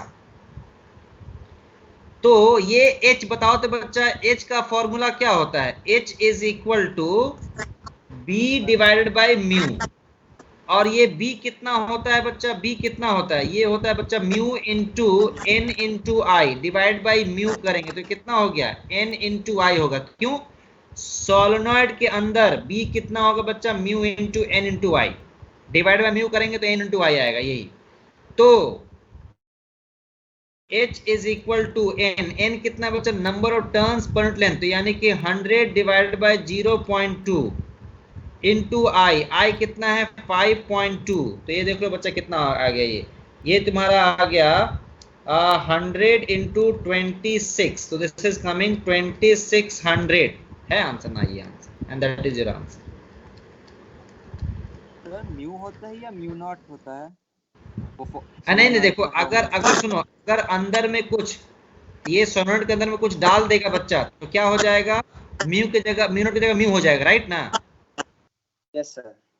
तो जो भी होगा बच्चा, अगर बी को कोरस्पॉन्डिंग यू से डिवाइड करते हैं ना, B naught by mu naught, B one by mu one, याद है? हाँ सर। तो म्यू म्यू कटना ही कटना है ना बच्चा, चाहे तुम जो भी डालो। समझ में आ रहा बात? Yes sir. चलो आगे बढ़ते हैं, ठीक है।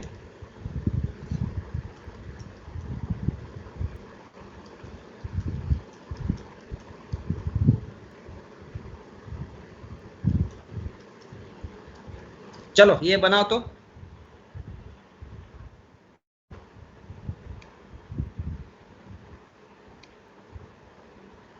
ये तुम लोग बनाएगा अभी, ठीक है ना? देखो ये पहले भी आ चुका है, ऐसा नहीं कि एक ही,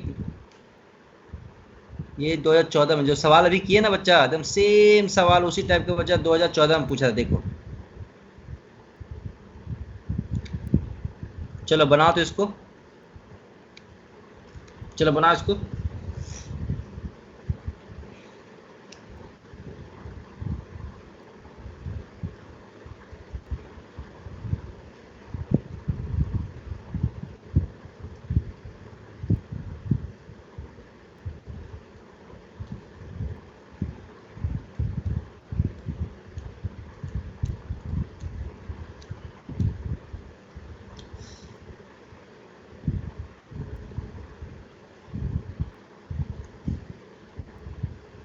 सर 3 एम्पियर। हाँ 3 एम्पेयर आंसर आएगा बच्चा, वेरी गुड, 3 एम्पेयर है ना, 3 एम्पेयर आएगा। The coercivity of a small magnet where the ferromagnet get demagnetised, है ना? तो H इज इक्वल टू कितना हो गया? B divide by mu, that is equal to n I हो जाएगा, विच इज इक्वल टू कितना है? 3 इंटू 10⁻3। N कितना दिया है? The current required to be passed, तो I ढूंढना है। So I is equal to 3 into 10⁻3 divide by N, N कितना है? 100 डिवाइड बाई 10 सेंटीमीटर। तो ऊपर में बच्चे चलता गया तुम्हारा कितना?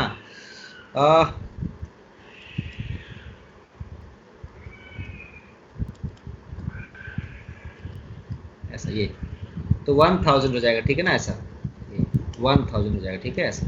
तो ये कितना हो गया? So I is equal to 3 ampere, and that is your answer. ये समझ में आ रहा बच्चा? N is equal to 100 by 10 centimetre, centimetre में 100 ऊपर चला जाएगा, ठीक है ऐसा। So 3 ampere is the answer, right. अब चलो एक और कर लेते हैं इसी में।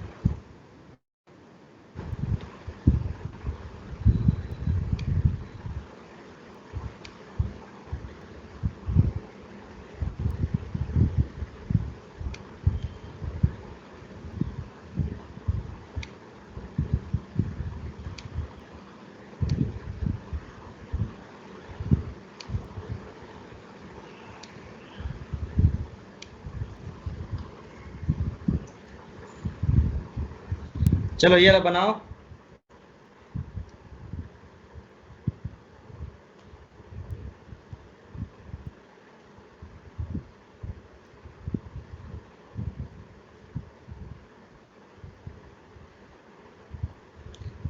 Hysteresis loops for two magnetic materials A and B are shown given below. The materials, है ना, these materials are used to make magnets for electric generators, transformer cores, electromagnetic core. Then it is proper to use, बताओ बच्चा कौन सा होगा। तो बड़ा बड़ा मैग्नेट लिख रहा, देखो बच्चा इसे बड़ा बड़ा मैग्नेट है, ट्रांसफार्मर, कोर, इलेक्ट्रोमैग्नेट, जनरेटर्स, है ना, सब टेम्पररी मैग्नेट है। All are temporary magnets, all are temporary magnets.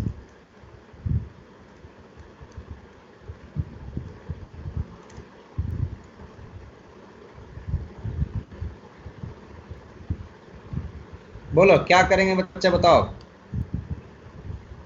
D होगा। कौन सा बच्चा? ऑप्शन 1 2 3 4 बोलो, जल्दी बोलो। ऑप्शन 4। 4। हाँ बस बच्चा, है ना, ये बड़ा बड़ा मैग्नेट सब टेम्पररी मैग्नेट होता है, ठीक है ना। इलेक्ट्रोमैग्नेटिक्स, ट्रांसफार्मर, कोर, जनरेटर से सब बच्चा टेम्पररी मैग्नेट होता है, याद भी कर लेना, ठीक है ना। बस देखो इसका क्या है, लो रिटेंटिविटी, लो कोअर्सिविटी से ज़्यादा कोअर्सिविटी है, ठीक है ना, ज़्यादा रिटेंटिविटी है, ठीक है। ऐसा पतला कर्व, लो रिटेंटिविटी, लो कोअर्सिविटी। पतला कर्व जो होगा वो तुम्हारा टेम्पररी मैग्नेट्स के लिए, और बच्चा मोटा कर्व रहेगा वो परमानेंट मैग्नेट्स के लिए, ठीक है ना। चर्बी परमानेंट हो जाता है मोटा लॉस में आदमी में।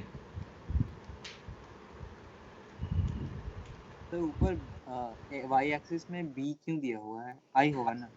हाँ तो B इज इक्वल टू बच्चा तुम्हारा उस पर डिपेंड करता है ना, B और I तो रिलेटेड है ना बच्चा, बताओ तो। जितना ज्यादा B उतना ज्यादा I रहेगा। ठीक है सर। चलो अब हम लोग पढ़ेंगे बच्चा क्या, बार मैग्नेट के बारे में पढ़ेंगे, ठीक है ना। अब हम लोग बार मैग्नेट के बारे में पढ़ेंगे, ठीक है।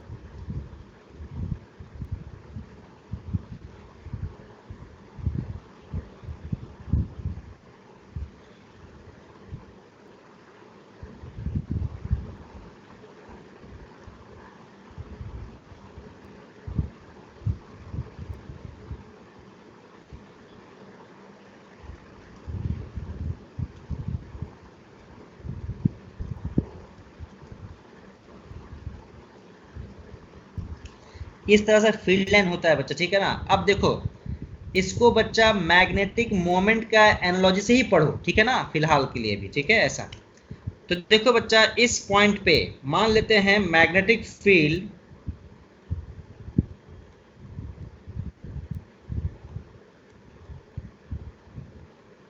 ड्यू टू बार मैग्नेट, ठीक है। ऐसा तो सबसे पहले बच्चा क्या लिखो, ये करते हैं शॉर्ट बार मैग्नेट लिखते हैं, ठीक है ना, शॉर्ट बार मैग्नेट, ठीक है। ऐसा शॉर्ट बार मैग्नेट, ठीक है। तो पहले लिखते हैं बच्चा क्या, एक्सियल पॉइंट,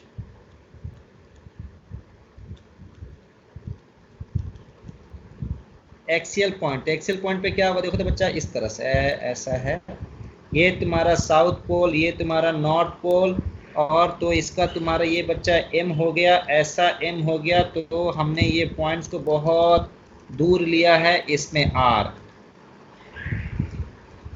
ये R है। तो बताओ बच्चा यहाँ पर B का वैल्यू कितना होगा, बता सकता है कोई, बताओ।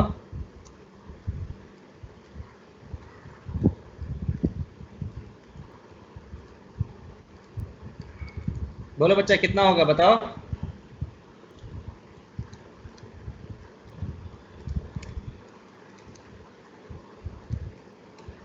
ऐसा 2 km/r³ है ना बच्चा, इसका इतना ही वैसे ही होगा। एक्सियल पॉइंट पे कितना होगा 2 km/r³। ऐसे लिखो बच्चा B vector is equal to 2 km vector divided by r³। ऐसा चलो इस पे लिख लो। ये याद रखना है बच्चे, ये फील्ड लाइंस याद रखना है, ठीक है ना, ये फील्ड लाइंस याद रखना है।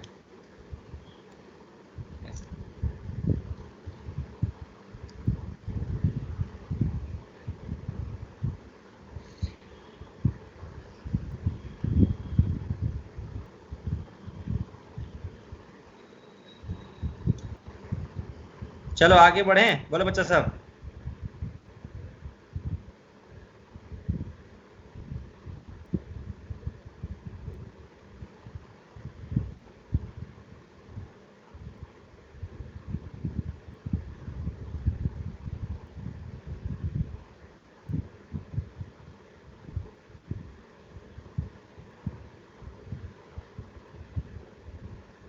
हाँ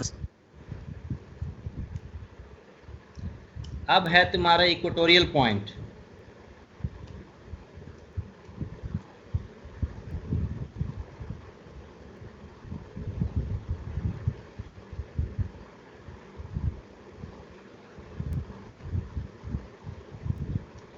तो देखो बच्चा ऐसे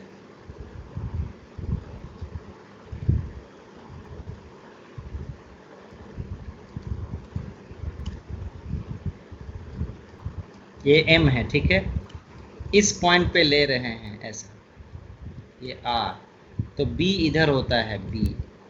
सो क्या होता है बच्चा, B vector is equal to -km vector divide by r³ है ना, ठीक है, ये वाला, ठीक है, इसको याद रखना है बच्चा, ठीक है। फिर तीसरा क्या है बच्चा, general point.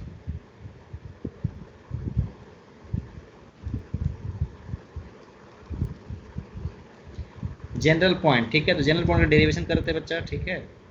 Let's say this is your M vector, और यहाँ से बच्चा तुम्हारा थीटा है और ये तुम्हारा R है, इस पॉइंट पे निकालना है, ठीक है। तो इसको दो वेक्टर में तोड़ देंगे बच्चा, एक तुम्हारा ये वाला हो जाएगा कितना, ये हो जाएगा M cos थीटा, जिसके कारण फील्ड कितना होगा बच्चा 2km cos theta divided by r³। और दूसरा तुम्हारा क्या है बच्चा, दूसरा है तुम्हारा इधर आएगा M sin थीटा, जिसके कारण बच्चा फील्ड इधर आएगा, कितना होगा M sin theta divided by r³, ठीक है। और ये B नेट निकल के आ जाएगा इधर, दोनों का वेक्टर सम तुम्हारा क्या देगा, ये तुम्हारा B देगा। सो B इज इक्वल टू क्या हो गया, अंडर रूट ऑफ ये वाला कचड़ा का स्क्वायर, तो कितना हो गया 4, ऐसा करते सीधे करते इसको, तो क्या है km डिवाइडेड बाई r³, तो कॉमन आएगा अंडर रूट ऑफ कचड़ा का स्क्वायर कितना 4 cos square theta plus sine square theta, तो ये कितना हो गया km divided by r³, km divided by r³, और यहाँ हो जाएगा under root of 1 plus 3 cos square theta. Let's say this angle is alpha. So we'll write tan alpha is equal to tan theta by 2. tan theta by 2 ये वाला चीज divide by ये वाला चीज करेगा तो तुम्हारा देखो अपने आप tan theta by 2 आ जाएगा। So tan alpha is equal to tan theta by 2. Is it clear to everyone? बोलो बच्चा सब। हाँ सर। ठीक है, इसको लिख लो दोनों को, फिर आगे बढ़ेंगे। सर एक चीज बताइए कि बार मैग्नेट का magnetic moment south to north होता है या नॉर्थ टू साउथ होता है? साउथ से नॉर्थ ही होता है बच्चा सबका, ठीक है ना। Okay.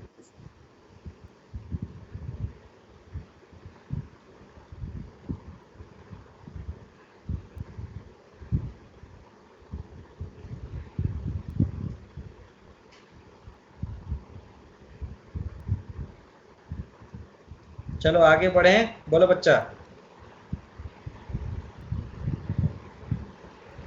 हाँ सर। तो देखो अब है क्या बच्चा, bar magnet in uniform magnetic field.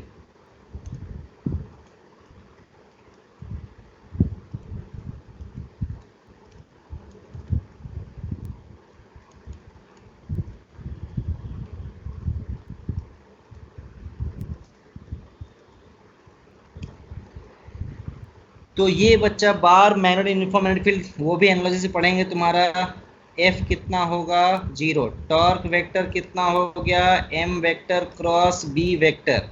Potential energy कितना हो गया, minus M vector dot B vector. ठीक है।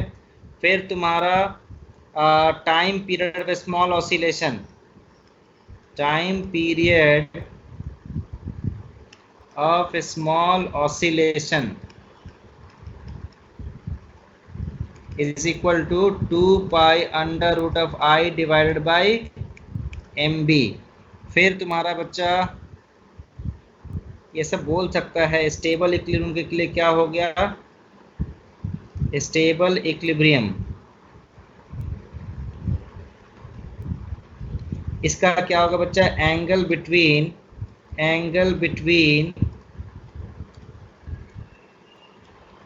m vector and b vector is 0 degree.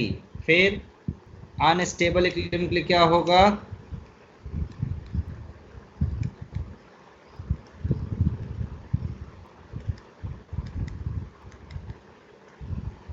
Angle between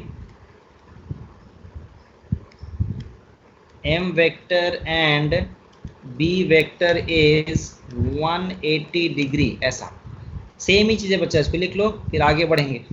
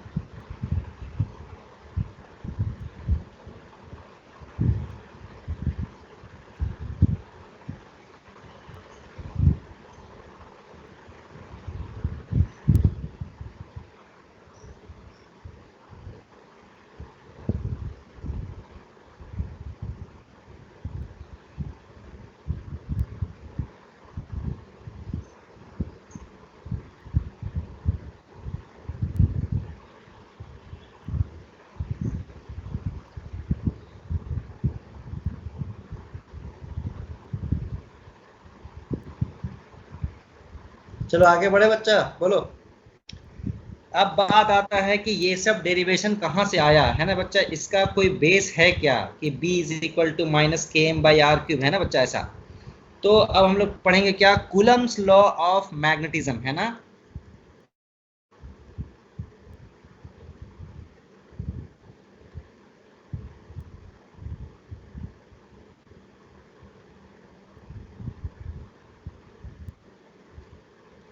ठीक है। देखो तो ये क्या बोलता है बच्चा, देखो इसमें क्या है, ये अगर एक मैग्नेट है, ठीक है बच्चा, ये एक मैग्नेट है, लेट से ये साउथ पोल और ये तुम्हारा नॉर्थ पोल, ठीक है ना।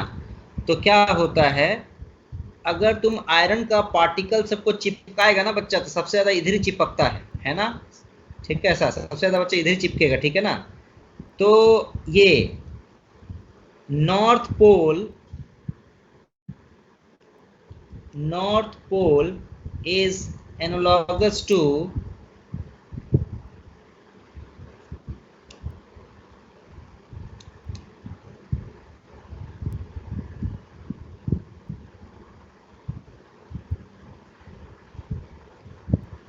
positive magnetic charge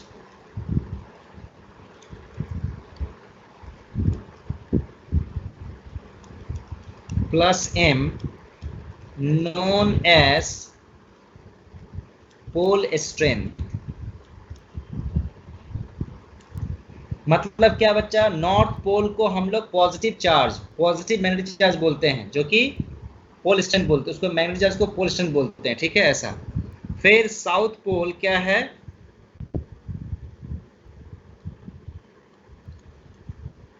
south pole is analogous to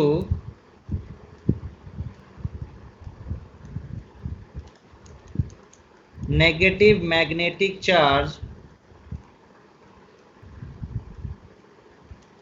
minus M, negative pole strength है ना, नेगेटिव पोल स्ट्रेंथ, ठीक है। तो क्या हुआ बच्चा, हुआ ये चीज ऐसा, तो ये तुम्हारा मान लेते हैं माइनस एम हुआ, और ये तुम्हारा बच्चा यहाँ पर प्लस एम हुआ, और यहाँ से यहाँ जो डिस्टेंस है ये तुम्हारा बच्चा एल हो गया। ऑफ कोर्स ये जो एल है तुम्हारा कैपिटल एल से छोटा रहेगा, L is less than capital L. कुछ होता है बच्चा 0.87 होता है, small L is equal to 0.87 capital L, ऐसा कुछ होता है, ठीक है बच्चा ऐसा। एंड यहाँ पर मैग्नेटिक मोमेंट जो आएगा m इज इक्वल टू क्या होगा, चार्ज इनटू डिस्टेंस, सो m इनटू एल होगा। इज इट क्लियर, बोलो बच्चा ऐसा। तो कूलम्स लॉ क्या होगा इसमें, कूलम्स लॉ ऐसा, इफ है ना, if a magnet due to a magnetic monopole है ना, due to a magnetic monopole, due to A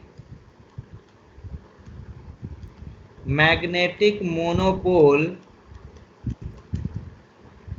B is equal to, पता है क्या होता है बच्चा, म्यू नॉट बाई 4 पाई है ना, के क्यू, क्यू की जगह m divided by R square है ना। मान लेते हैं कि बच्चे ये तुम्हारा ऐसा है और ये दूरी तुम्हारा r है, तो यहाँ पर b कितना होगा, b is equal to K, that is mu naught by 4 pi K Q, Q की जगह बच्चा m divide by R square है ना।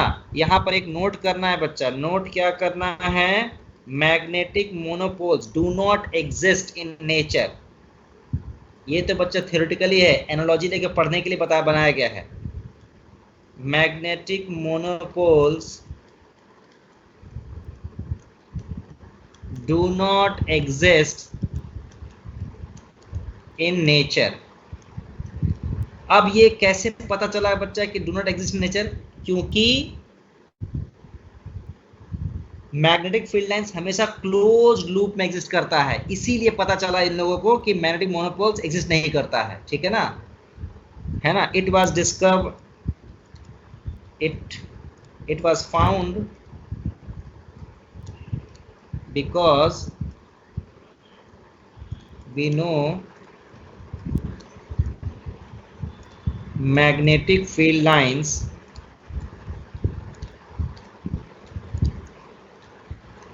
exist in closed curve। तो जरा बता सकता है बच्चा, अगर ऐसा है तो ये वाला वैल्यू क्या होगा, integration b vector dot ds vector through the closed surface is equal to, बोलो बच्चा क्या होगा, बता सकता है कोई। अगर मैग्नेटिक फील्ड लाइंस हमेशा क्लोज्ड कर्व में रहता है तो इंटीग्रेशन b डॉट ds कितना हो जाएगा, बोलो बोलो बच्चा।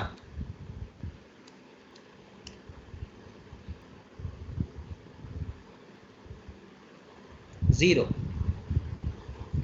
क्यों जीरो होगा बच्चा, क्योंकि जितना फील्ड लाइंस बाहर जा रहा है उतना अंदर तो घुस के आना ही होगा उसको, क्योंकि क्लोज लूप में बनना है। ऐसा मान लो बच्चा कि ये तुम्हारा कोई गॉसियन सरफेस है, ठीक है ना ऐसा, और कोई भी मैग्नेट रख लेते ऐसा बच्चा है ना, नॉर्थ साउथ, ठीक है। तो यहाँ से फील्ड लाइन जाएगा तो वापस तो घूम के आएगा ही ना रे, ऐसा घूम के तो आएगा ही बच्चा, ठीक है ना। तो जितना बाहर गया उतना अंदर जाना ही जाना है, ठीक है। सो मैग्नेटिक फील्ड लाइंस तुम्हारा क्लोज लूप में एग्जिस्ट करता है, इसीलिए इंटरेक्शन B डॉट ds क्या हो जाएगा, 0। This is known as Gauss law of magnetism, this is known as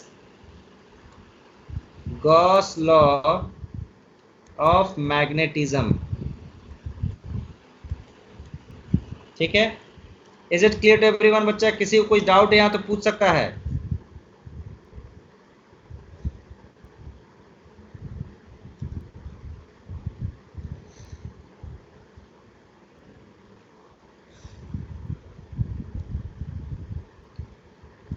अब बच्चा इसी के मदद से तुम डिराइव कर सकता है due to short dipole B at an axial point क्या होता है, km/r 2km/r³।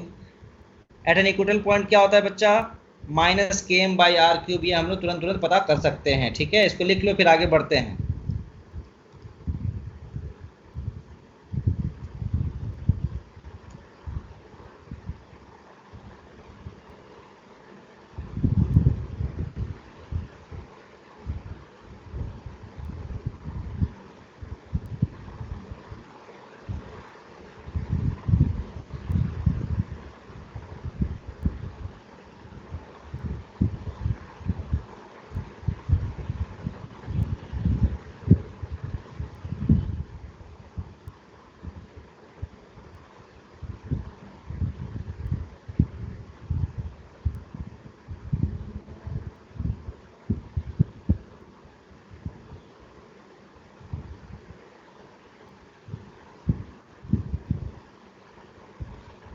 चलो आगे बढ़े बच्चा लोग, बोलो।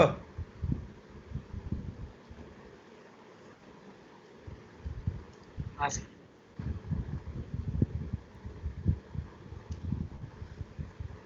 ठीक, अब देखो बच्चा ये डेरिवेशन करेंगे उसका, है ना। डेरिवेशन करेंगे, देखो ऐसा।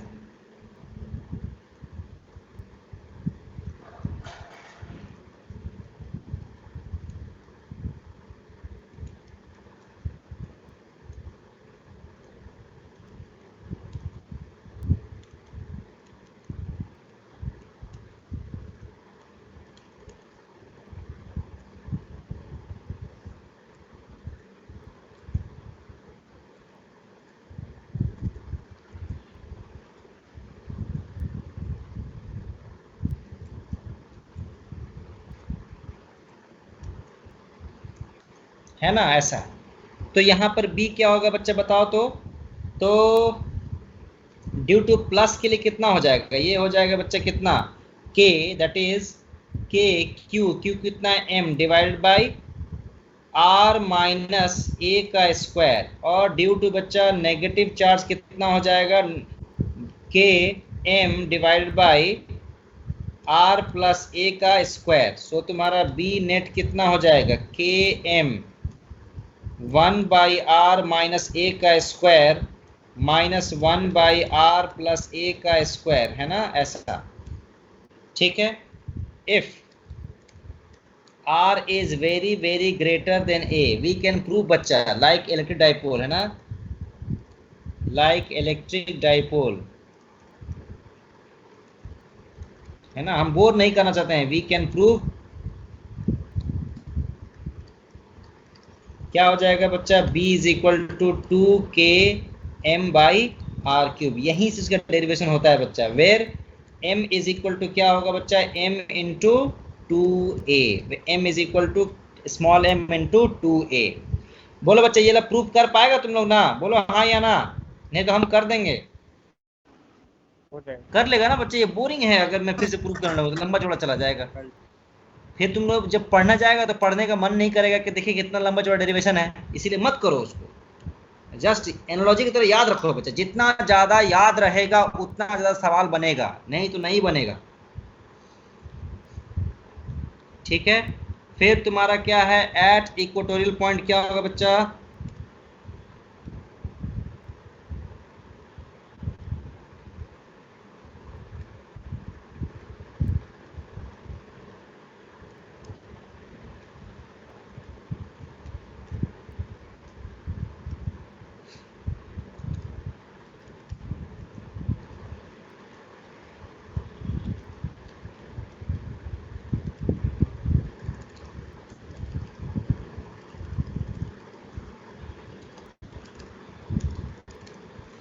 तो ड्यू टू प्लस चार्ज कितना होगा, इधर होगा, कितना होगा ये चीज, के एम डिवाइडेड बाय, ये तुम्हारा अगर आर है तो यहाँ पे कितना होगा, under root of R square plus A square, और इसी तरह इधर होगा बच्चा कितना, K M divided by R square plus A square, ऐसा।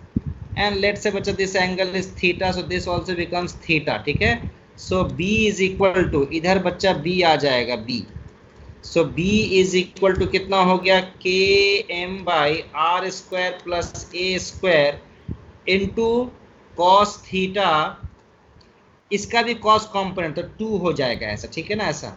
अब यहाँ पर कॉस थीटा को क्या लिखेंगे, so B is equal to 2km cos theta is equal to क्या होगा बच्चा, बेस बाय हाइपोटेनस, तो बेस कितना है a, हाइपोटेनस कितना होगा आर स्क्वायर बाई स्क्वायर का अंडर रूट, तो यहाँ होगा r square plus A square to the power of 3/2। यहाँ पर तो इजीली प्रूव हो जाएगा बच्चा, if a is very very less than r, ठीक है, so b is equal to कितना हो गया, 2km डिवाइडेड बाय, यहाँ पर सिंपली हो जाएगा आर क्यूब ऐसा, और यहाँ एक तो a रह जाएगा, ठीक है। तो ये कितना हो गया, k तो ठीक है, m into 2a capital M हो जाएगा, और यहाँ आर क्यूब हो जाएगा। अगर वेक्टर के फॉर्म में लिखें तो b vector is equal to minus K m vector divide by R cube. क्यों, क्योंकि b वेक्टर इधर है और तुम्हारा m वेक्टर बच्चा उल्टा सेंस में है, this is your m vector,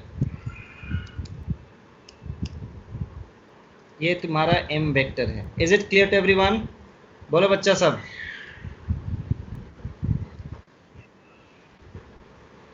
ठीक है, तो इसको लिख लो, फिर खत्म कर देंगे क्लास, ठीक है। अगर हो गया तो छोड़ के चले जाओ क्लास।